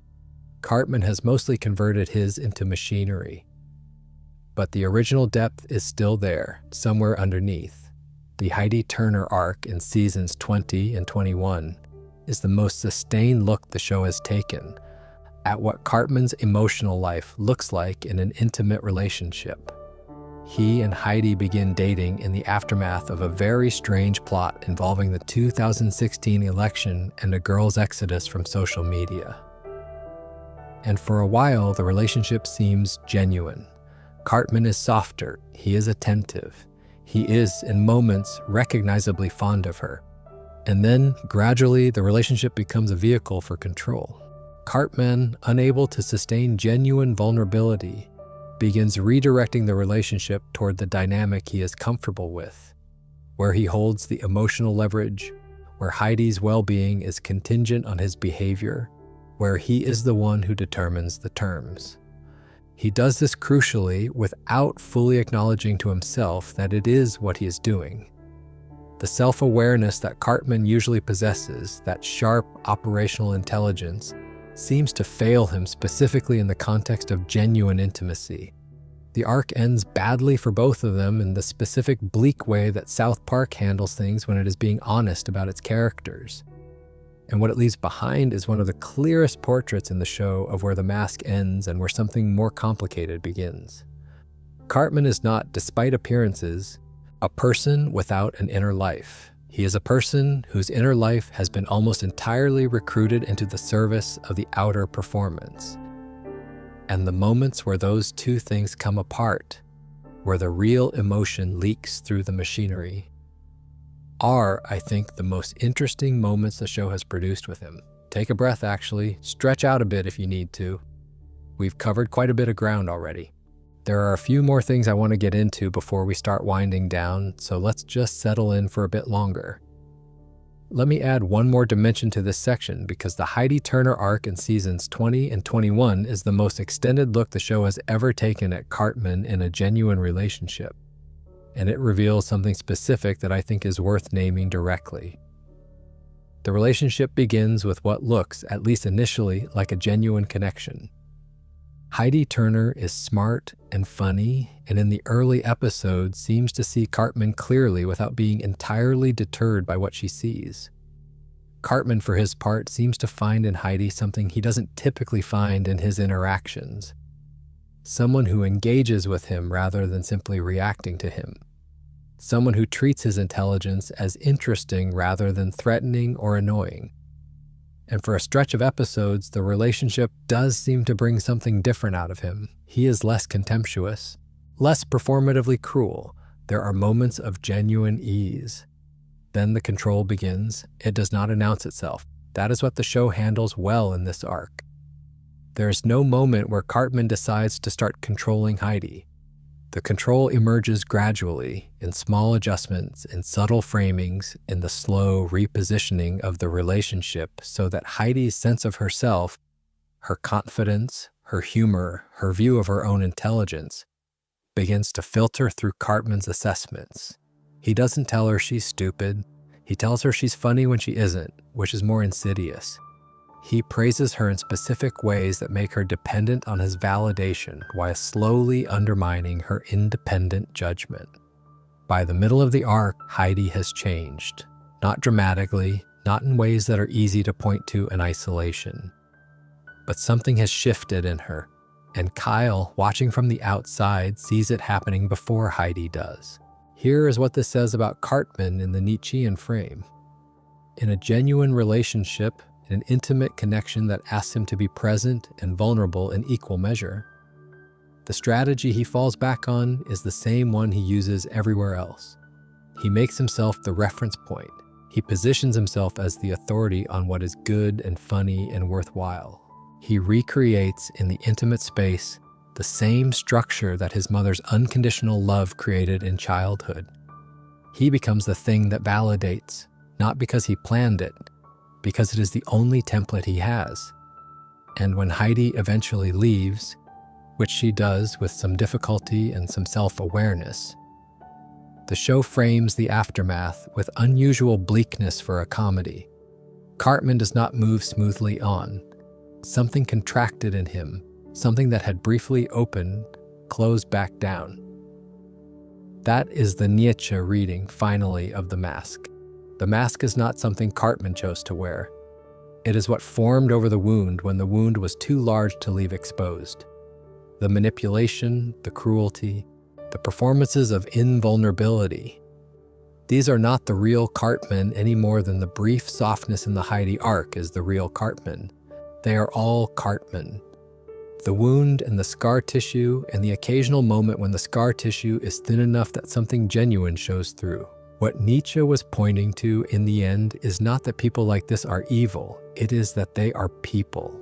Complicated, damaged in specific and identifiable ways, capable of something more than what they mostly produce, and almost entirely unable to access that something more without help they have never learned to ask for.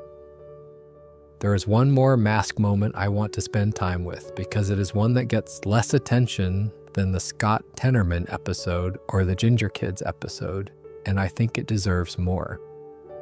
In Season 8, Episode 1, called Good Times with Weapons, the boys buy ninja weapons at a fair and imagine themselves as actual ninjas. The episode is drawn partly in anime style during their fantasy sequences, and in the fantasy, the boys are heroic and capable and genuinely cool in ways that fourth graders in South Park are not usually permitted to be.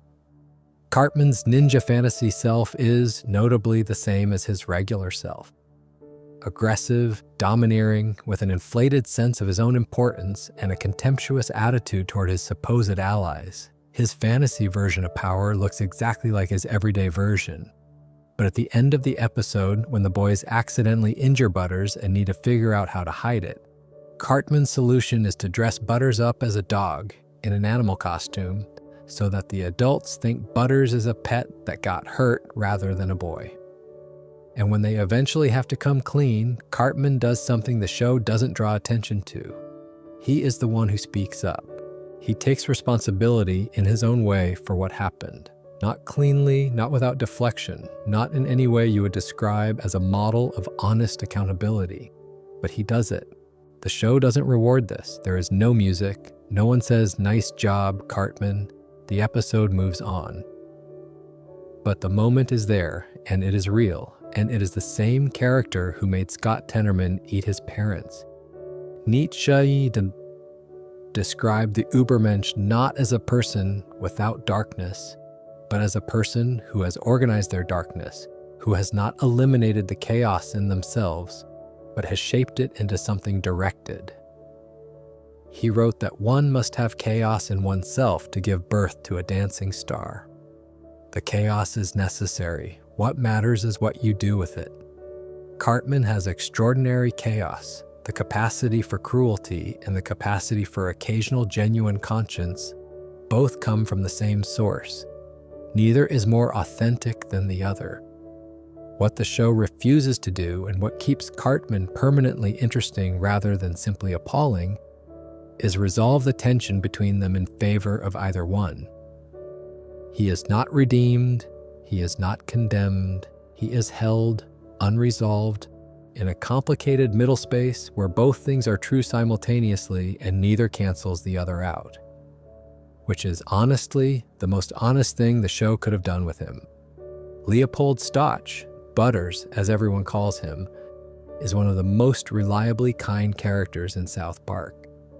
He is sweet-natured and naive and persistent in his optimism, in a way that the show sometimes treats as charming and sometimes treats as a kind of willful blindness. He gets grounded constantly for things that are not his fault by parents who communicate exclusively through punishment. He is, as characters go, genuinely gentle. He is also Cartman's most enduring victim. The list of things Cartman has done to Butters across the show's run is substantial. In Season 8's Awesome-O, Cartman disguises himself as a robot, a cardboard box with antennae, essentially, and convinces Butters that he is a real robot named Awesome-O, who has no memory of being Eric Cartman.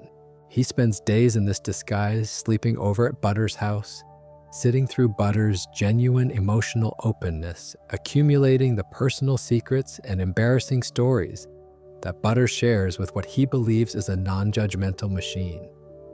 All in order to get embarrassing material on Butters that he can use later. Butters eventually finds out. He always eventually finds out, and he always eventually comes back. In Season 7's Casa Bonita, which is, according to many people, the episode that most purely captures something essential about Cartman, Butters is tricked into believing that a meteor is heading toward Earth and that he needs to hide in a refrigerator box for his own safety. He stays there for over a week. He survives on insects and garbage. He is, during this period, listed as missing. His parents are in genuine distress. The whole reason for this is that Cartman wanted Butters' spot at Kyle's birthday party at Casa Bonita, a Mexican-themed restaurant that Cartman has always wanted to visit. He wanted to go to a restaurant, so he hid his friend in a box for a week. What is striking about Butters in these episodes is not just that he is victimized. It is the specific quality of his return. He is upset, yes, he is hurt. He often articulates quite clearly exactly what Cartman did and why it was wrong. But there is something in him that cannot, or will not, fully close the door. He keeps, with a mixture of forgiveness and something that looks like genuine affection, remaining in Cartman's orbit. Nietzsche described herd morality partly in terms of this pull toward belonging. The herd, in his framework, does not form because its members are stupid or because they lack the capacity for individual judgment. It forms because belonging is warm and exclusion is cold, and because for most people, even people who know better, the cost of maintaining genuine independence from a social group is higher than it looks from the outside. Butters is not stupid. He is, on occasion, surprisingly perceptive, but he is fundamentally a person for whom connection and belonging are deep needs. And Cartman, despite being Cartman, offers a kind of inclusion. Being in Cartman's circle, even as the person who gets the worst of it, is still being in a circle. The alternative is standing outside it, which for someone like Butters is worse. And the broader South Park adult population does a version of this constantly. Episode after episode, the adults of the town follow whoever speaks with the most confidence, whoever has the clearest story about who the enemy is, whoever performs certainty in a way that makes the uncertainty of daily life feel temporarily manageable. Cartman understands this intuitively. He has always understood it. At 9 years old, he can read a crowd the way a skilled politician reads a room. In the EC Soapbox episode in Season 13, Cartman sets up what amounts to a media operation from his bedroom. He broadcasts school announcements. He uses them to attack a classmate named Wendy. He writes a 500-page book about her. He develops a sophisticated visual presentation using a chalkboard to suggest that her agenda acronyms to something alarming. The methods are recognizably those of political media, and children follow along because someone is speaking confidently and pointing at a clear target. Nietzsche called this the great danger of the last man society, a population organized around comfort, and the avoidance of friction is a population that can be moved by whoever speaks most confidently. The herd does not need to be convinced. It needs to be given a direction and a sufficient amount of certainty about that direction. Cartman doesn't have to be right. He just has to sound like he already knows. There is one more thing worth noting about the Butters-Cartman dynamic before we move on, because it illustrates something about how herd membership works that I find genuinely interesting to sit with. Butters, across the show's run, is not passive. He has his own moral framework, his own views, his own genuine relationships that exist entirely outside of Cartman's sphere of influence. The episodes that focus on Butters specifically, and there are many good ones, show a character with real inner life, real stakes, real experiences that have nothing to do with Cartman. He is not simply a prop in Cartman's story. And yet, when Cartman calls, he tends to answer, even knowing what answering usually costs. There is a small scene in Season 7's Casa Bonita, the episode where Cartman hides Butters in a survival bunker for a week to take his spot at a birthday party, that I keep returning to. After Butters is found, after the whole truth comes out, after Cartman has been exposed and is being led away, Butters watches him go with an expression that is complicated in a way that is hard to name precisely. He is upset. He is justifiably quite angry. But there is something else in it, something that the show doesn't editorialize about and doesn't explain. I think what it is a kind of resigned recognition.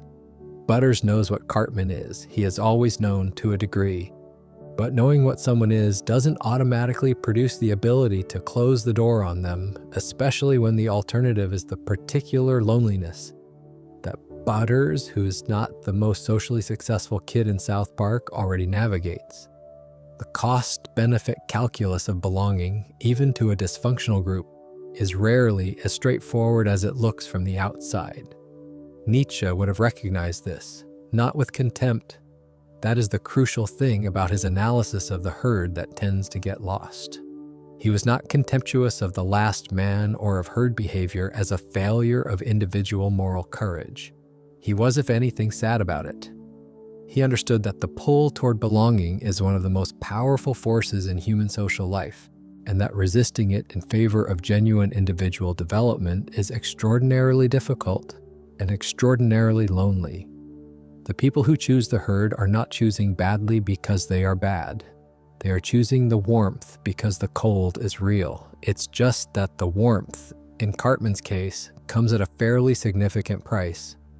I want to zoom out for a moment from Butters specifically because the herd dynamic in South Park is not limited to the children. The adults of the town are, if anything, even clearer examples of Nietzsche's last man in action. And their relationship with Cartman, and with figures like Cartman, tells us something important about how this works at a cultural level. Randy Marsh is the most developed adult character in the show, and he deserves a separate video entirely, which maybe we will do at some point.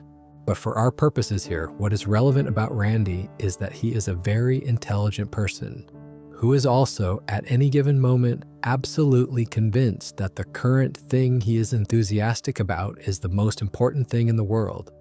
He moves from obsession to obsession, Lord, Integrity Farms, various political positions, various dietary regimes, with the total commitment of someone who has found meaning, each time just long enough for the meaning to feel real before it evaporates, and he needs to find the next one. This is a portrait of the last man in motion, not static contentment, but the restless pursuit of contentment, one enthusiasm at a time. Searching for a ceiling that keeps getting pulled away. Randy is not stupid. He is, like Cartman, smart in specific ways and blind in specific ways. And what he is blind to, most consistently, is the pattern of his own behavior. The way each new obsession replicates the structure of the last one without ever providing the stable thing it promises. And here is what connects Randy to the Cartman analysis. When Randy is in the grip of a new obsession, he is highly susceptible to whoever is speaking most confidently about that domain. He follows. He does not interrogate the authority of the person he is following. He just needs someone to have more certainty than he does, and he will organize himself around that certainty for as long as it lasts. This is exactly what Cartman provides for the people who follow him. Not wisdom, not genuine leadership, certainty. The performance of knowing exactly what is happening and why, delivered with the specific confidence of someone who has never, in any observable context, doubted themselves. And in a town populated by last man figures looking for something to organize around, that performance fills a vacuum. Nietzsche was not wrong to be worried about this. A culture that produces last man figures as its primary citizen type, and that does not develop the tools to distinguish genuine authority from performed certainty, is a culture that will follow Cartman every time. Not because they are bad people, because the warmth is real and the alternative is cold. There is something in the Awesome O episode that I want to return to briefly, because beyond the scheme itself, it contains a detail about Butters' vulnerability that is easy to miss.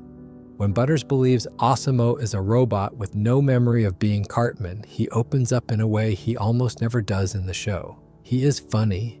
He is surprisingly self-aware.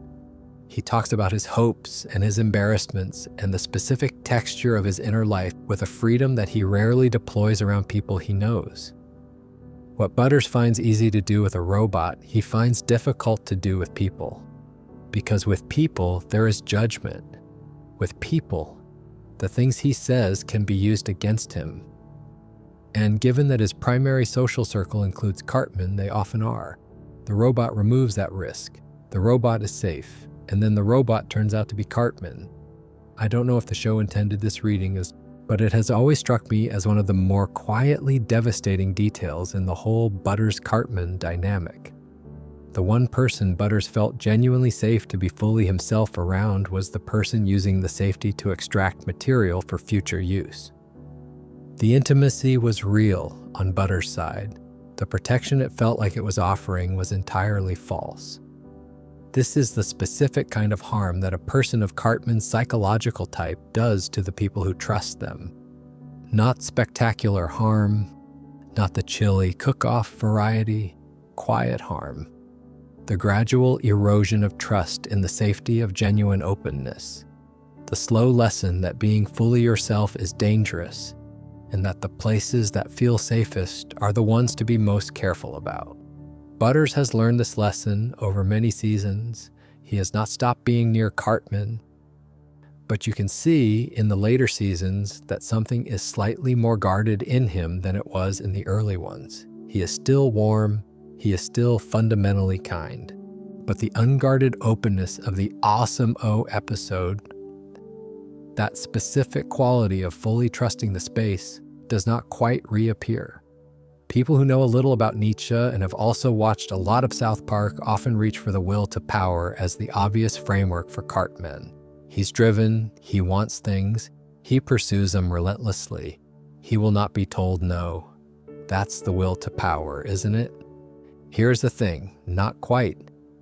Nietzsche's will to power is one of the most commonly misread concepts in philosophy, which is a competitive field for misread concepts. The common reading is that it means wanting to dominate others, wanting to accumulate power over people and situations, wanting to be on top. This is not entirely disconnected from what Nietzsche meant, but it misses the most important part. What Nietzsche meant by will to power at its core was the drive toward growth, toward self-overcoming, toward the creative transformation of potential into something. It is the force that makes, the force that builds. He described it as the fundamental drive underlying all living things, not aggression, not domination, but expansion, development, the movement of something toward more of what it is capable of being. The will to power, properly understood, creates. It makes things that weren't there before. It says yes to life completely enough to build from that yes. The Übermensch in Nietzsche's conception is the person who embodies this fully, who takes their raw chaos and disciplines it into something unified and directed, who creates values rather than inheriting or inverting them. Cartman has an enormous amount of force. This is not in question. He has intelligence, patience, strategic capacity, interpersonal perception. He has, when focused, a drive that is genuinely impressive to watch operate. The question is what it is pointed at. Season 7, Episode 9 is called Christian Rock Hard, and it is one of my favorite episodes for thinking about this. Cartman bets Kyle that he can get a platinum album before Kyle can, but decide, rather than trying to compete in the mainstream music market, to simply take existing love songs, replace the romantic addressee with Jesus, and market them to the Christian market, which is a genuinely large and underserved market for this specific kind of music, a fact Cartman correctly identifies. It works phenomenally well. The Christian music is sincere sounding, well produced, and exactly what the target audience wants. Cartman builds, essentially from nothing, a successful Christian rock career. He does this efficiently and competently. And then he discovers that Christian albums certify in myrrh rather than platinum. Myrrh being the material from the biblical gift to Jesus, and that he has therefore lost the bet on a technicality. He smashes his frame myrrh record. He storms off. The achievement, which was genuinely significant, evaporates for him entirely because the specific form of the validation he wanted wasn't available. This is the pattern. Across the show's run, Cartman schemes, when they succeed, which is more often than people remember, tend to collapse inward in exactly this way. The success arrives, but the satisfaction doesn't, because the success was never really the point. The point was the winning of a specific contest against a specific person. The point was the face of whoever doubted him when he is proved right. And a face that isn't there at the moment of vindication makes the vindication hollow. Nietzsche drew a distinction between what he called active and passive force, or more usefully for our purposes, between the person who acts from genuine generativity and the person who reacts. I always find this the most clarifying of his distinctions when thinking about Cartman, because it cuts through the surface appearance of strength and asks a simpler question. Is this person making something or defending against something? The active force creates, builds, produces things that stand independently of the context that produced them. The reactive force responds, inverts, makes things that depend on the continued existence of whatever they are opposing in order to keep meaning anything. Cartman's schemes are almost never genuinely generative. They're almost always reactive. They are responses to slights, to humiliations, to the perception that someone has had something they shouldn't have, that someone has laughed when they shouldn't have laughed, that the world has failed to organize itself correctly around Eric Cartman's needs. The plans are elaborate and the execution is sometimes brilliant. But they do not build anything that lasts. They produce victories, and then the victories dissolve because the structures underneath them were not designed for permanence. A genuine will to power, in Nietzsche's sense, would look very different. It would build things that existed independently of whether anyone was watching. It would create values that didn't require an enemy to remain meaningful. It would make something. Cartman almost never makes anything. He wins. And then he starts over. Let me add one more specific example here, because the pattern appears in a slightly different form in the season 14 episode Cartman Gets an Anal Probe. No, I'm joking, that's season 1. Let me talk about medicinal fried chicken from season 14. In that episode, the town's KFC is replaced by a medical marijuana dispensary. And Randy and various other South Park adults are deeply invested in accessing marijuana legally. Cartman, horrified that his beloved KFC is gone, sets about building a black market fried chicken operation. He becomes essentially a drug dealer, but for fried chicken. He runs the operation with genuine organizational skill, with a supplier relationship, with product distribution, with the whole structure of a mid-level criminal enterprise, but for a fast food item. And it produces visible results, but it is always fundamentally in reverse gear, always pointing backward at what was lost or disrupted rather than forward toward something that doesn't exist yet. Nietzsche's description of the Übermensch as someone who creates new values specifically means someone who can conceive of something that isn't there, that doesn't already exist, and move toward it. Not someone who restores what was disrupted. Not someone who defeats whoever disrupted it. Someone who makes something genuinely new out of the specific circumstances they find themselves in. Cartman in the KFC episode and in most episodes cannot do this.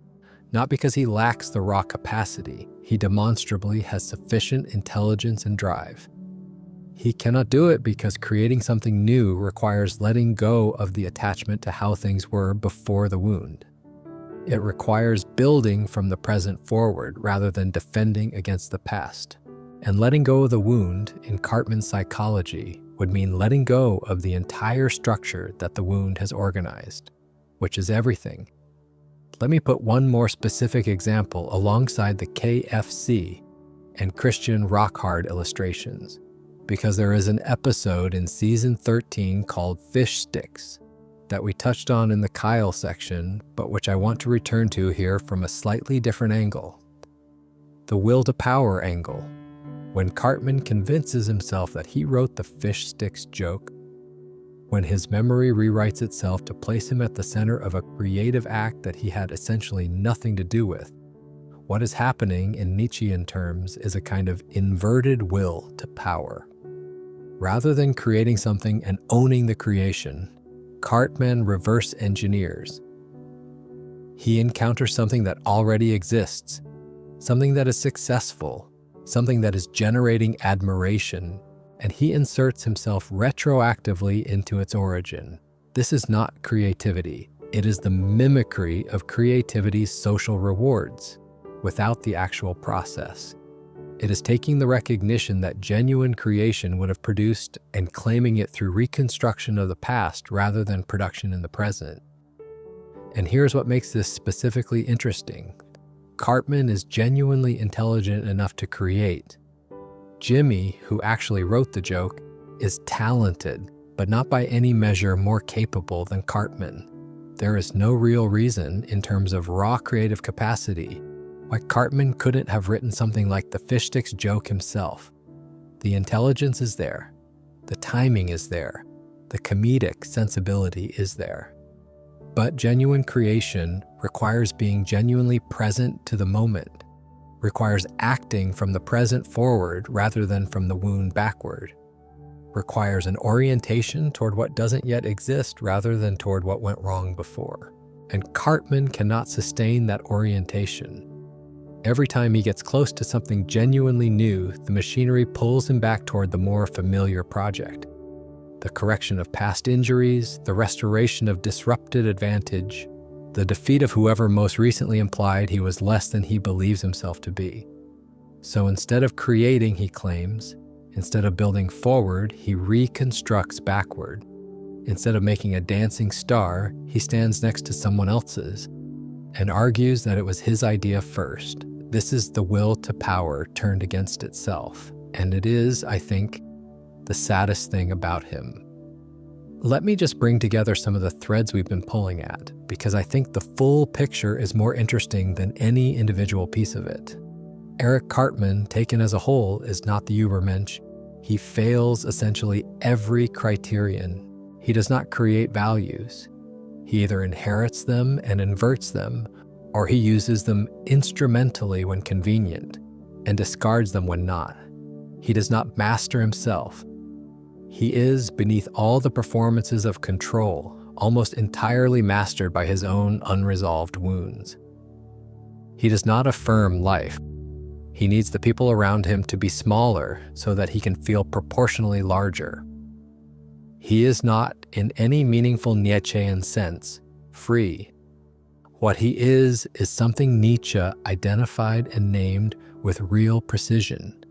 And it is actually more specific and more interesting than simply being a bad person.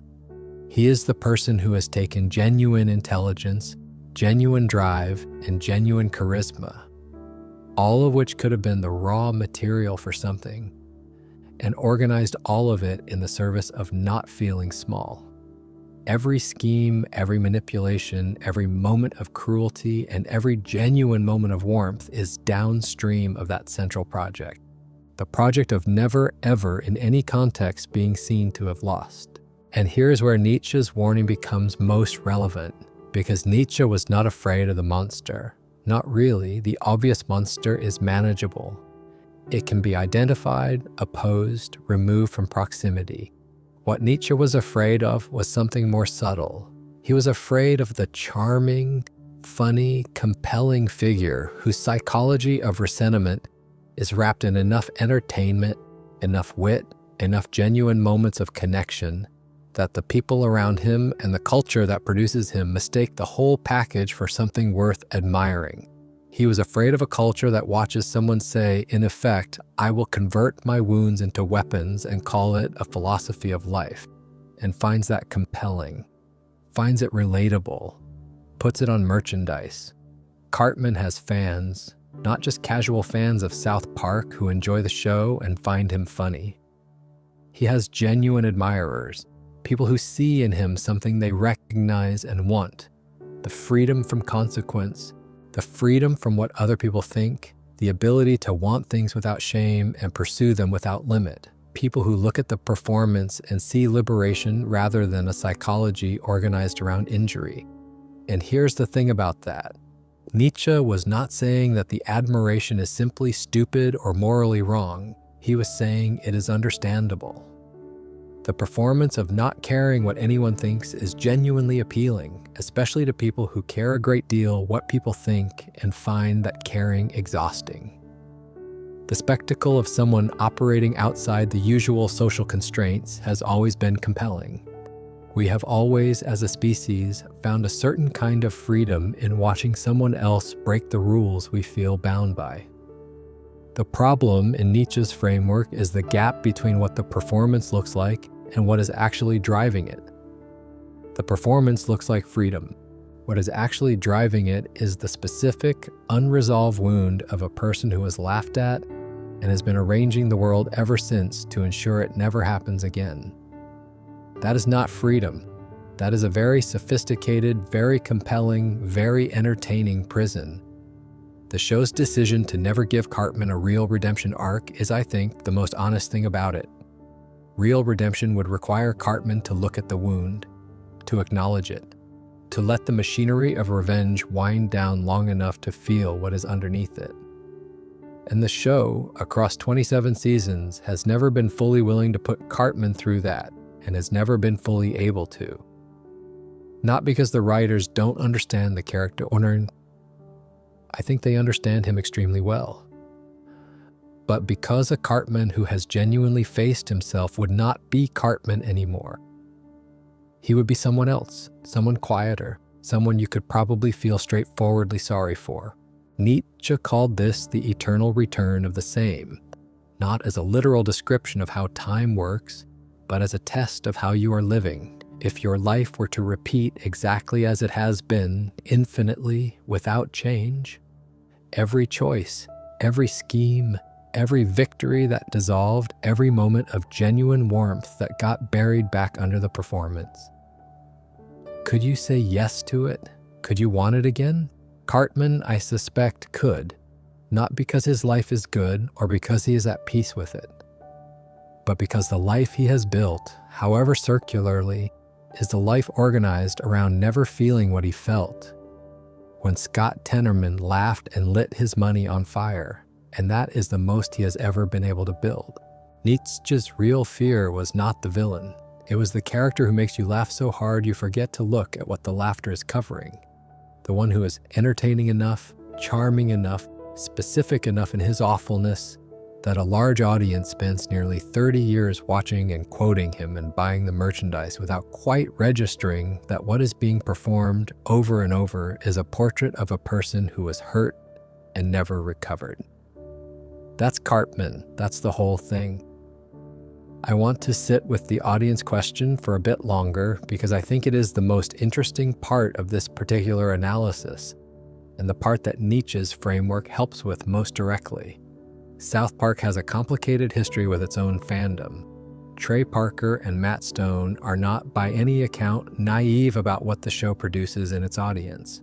They have spent all this time making a show that consistently satirizes the things people use as identity markers. The political positions, the in-group beliefs, the performances of being smarter or more aware or more irreverent than the mainstream. They have several times fairly directly satirized the portion of their own audience that has taken the wrong lessons from the show. The obvious example is the Super Best Friends episode and the surrounding controversy around what the show can and cannot depict. But a more subtle example is the arc of how the show has used Cartman specifically to comment on the audience that responds to Cartman most enthusiastically. Because there is a version of Cartman that a certain kind of person responds to as aspirational, not ironically, genuinely. The freedom from consequences, the ability to say what everyone else is merely thinking, the refusal to be constrained by what other people feel. These are genuinely appealing qualities to people who feel constrained, who feel that their most honest thoughts are unsayable, who feel that the usual social rules are weighted against them somehow. And Cartman performs brilliantly the liberation from all of that. The problem is that Cartman is not free. He is, as we have been tracing through this whole video, one of the least free characters in the show. He is bound by the wound, by the machinery of ressentiment, by the endless cycling of schemes that win and then dissolve, by the absolute necessity of having an opponent to define himself against. He cannot stop. He cannot rest. He cannot build anything that doesn't require constant maintenance through ongoing conflict. What looks like freedom is the most intricate cage in the show, and the audience member who responds to Cartman aspirationally has, in Nietzsche's terms, mistaken the performance of freedom for the thing itself, has seen someone operating outside the usual rules, and assumed that the outsideness is the liberation, rather than noticing that Cartman has simply traded one set of constraints for another, more elaborate, more privately punishing set. Nietzsche called this the specific failure of the last man encountering the person of resentment. The last man who has given up on genuine striving finds the performer of strength appealing because the performance looks like the thing the last man has given up on trying to become. It gives them the feeling of proximity to greatness without the actual cost of pursuing it. And the performer of resentment is delighted to provide this service because having followers, having people who are moved by the performance, is exactly the validation that the performance is designed to produce. It is, in a sense, a perfect closed loop. The performer needs an audience. The audience needs to feel that proximity to something extraordinary. Both parties get what they need. And what is actually at the center of the loop, the wound, the grief, the person who was laughed at and has been arranging the world around that fact ever since, never has to be looked at directly. That is what Nietzsche feared. Not that bad people do bad things, that structures develop that allow the thing to keep going indefinitely, that protect the wound from examination, that give everyone involved enough of what they need to keep participating. South Park has been running that loop the whole time. And we, the audience, have been in it with them the whole time. Here's where I want to say something directly before we start winding down about what South Park has actually been doing with this character that the critical conversation tends to miss. The show is not endorsing Cartman. This seems obvious, but it is worth saying clearly because the reading that the show endorses him, that Cartman is the show's id, the anarchic, destructive energy that Trey Parker and Matt Stone wish they could deploy in real life, has enough cultural currency that it obscures what the show is actually doing. South Park is not Cartman's fan fiction. It is Cartman's diagnosis. The most important evidence for this is how the show deploys consequences, not immediate consequences. Cartman almost never faces those, and that is intentional, but long arc consequences which the show has been building patiently since season 1. The Scott Tenerman chili becoming, 9 seasons later, the chili that contained Cartman's own father. The Heidi Turner relationship beginning with something like genuine connection and ending with Heidi visibly diminished by the proximity. The citadel of every person who trusted Cartman being at some point burned. The show is not saying these things loudly. It does not editorialize about them. It does not insert a character who turns to the camera and says, "Here is what Cartman cost." It trusts the audience to notice, to add it up, to understand, if they are paying attention, that the victories dissolve and the consequences arrive. And the person at the center of it all never quite accounts for the pattern.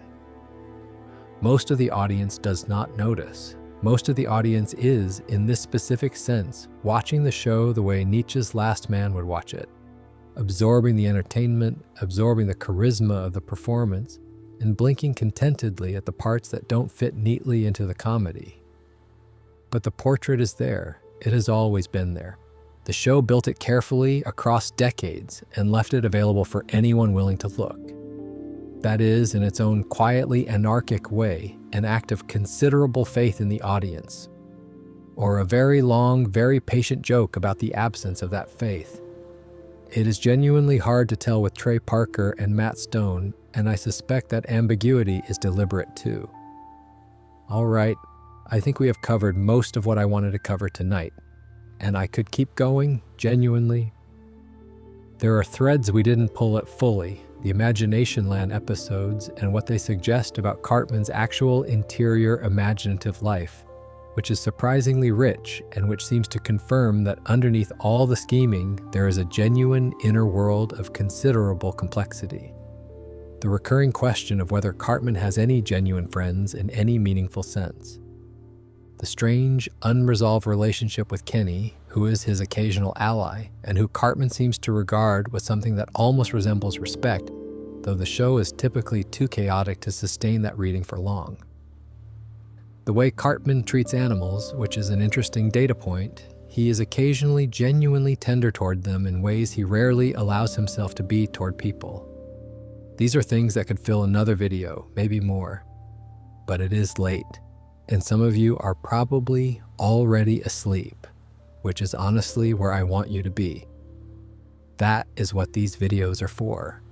Let me say one last thing before we properly wind down.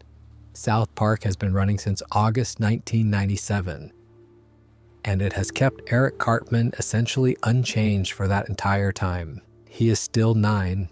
He still wears the red jacket.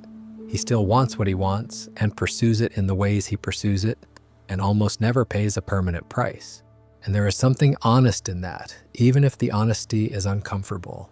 Because the thing about the kind of person Nietzsche was describing, the person organized around resentment, around the wound that never heals, around the project of never being seen to lose, is that they don't usually change.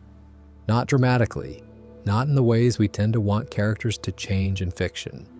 The structure is too self-reinforcing. The machinery is too good at its job.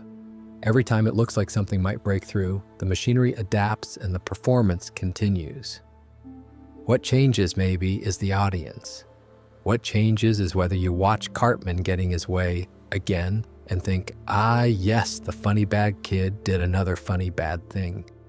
Or whether you watch and notice the specific shape of what he is doing and why, and feel underneath the genuine laughter. Something a little more complicated.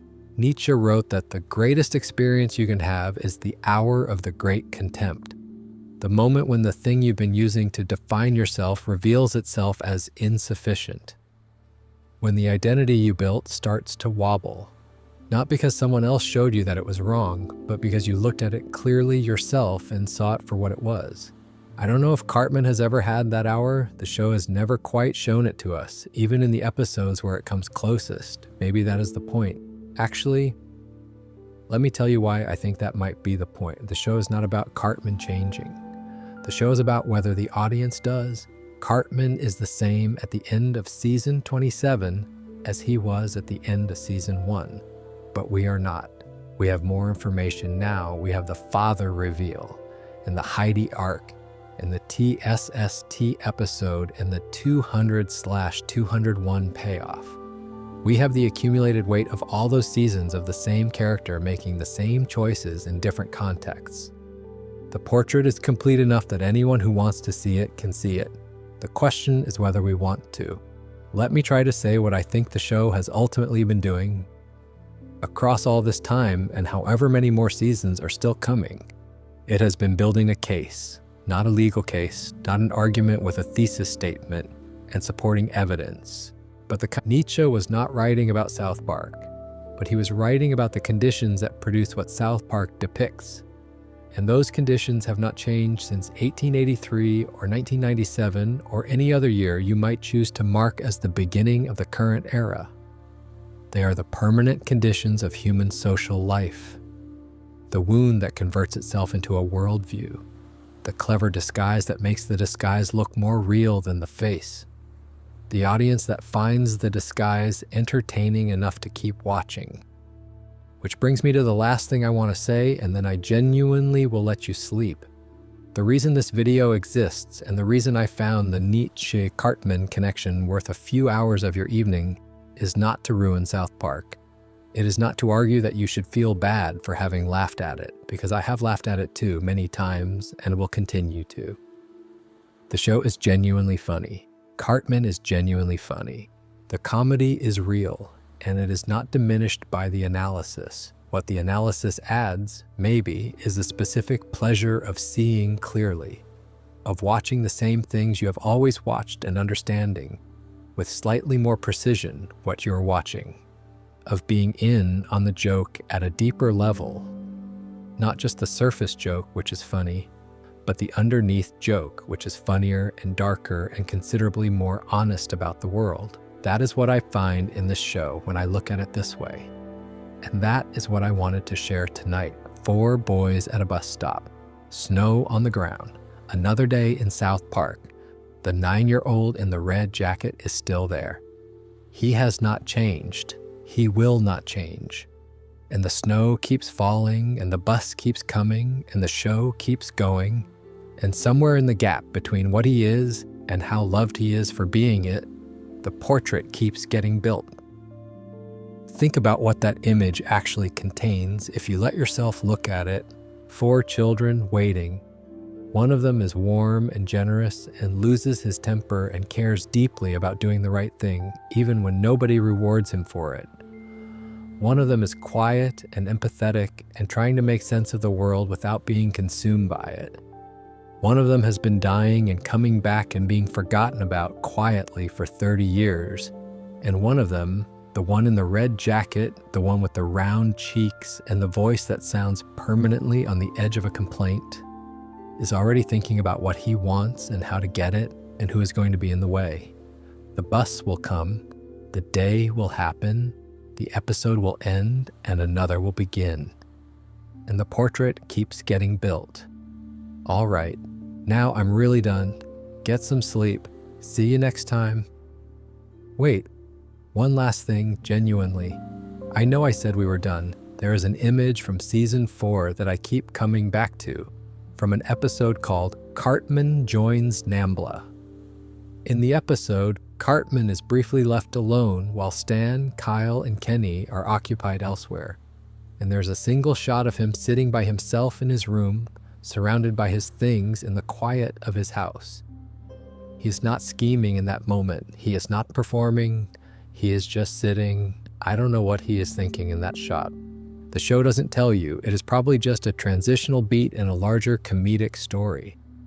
But there is something in the specific quality of that brief quiet, in the 9-year-old sitting alone in his room in South Park, Colorado, with nothing happening and no one to perform for, that I find very human.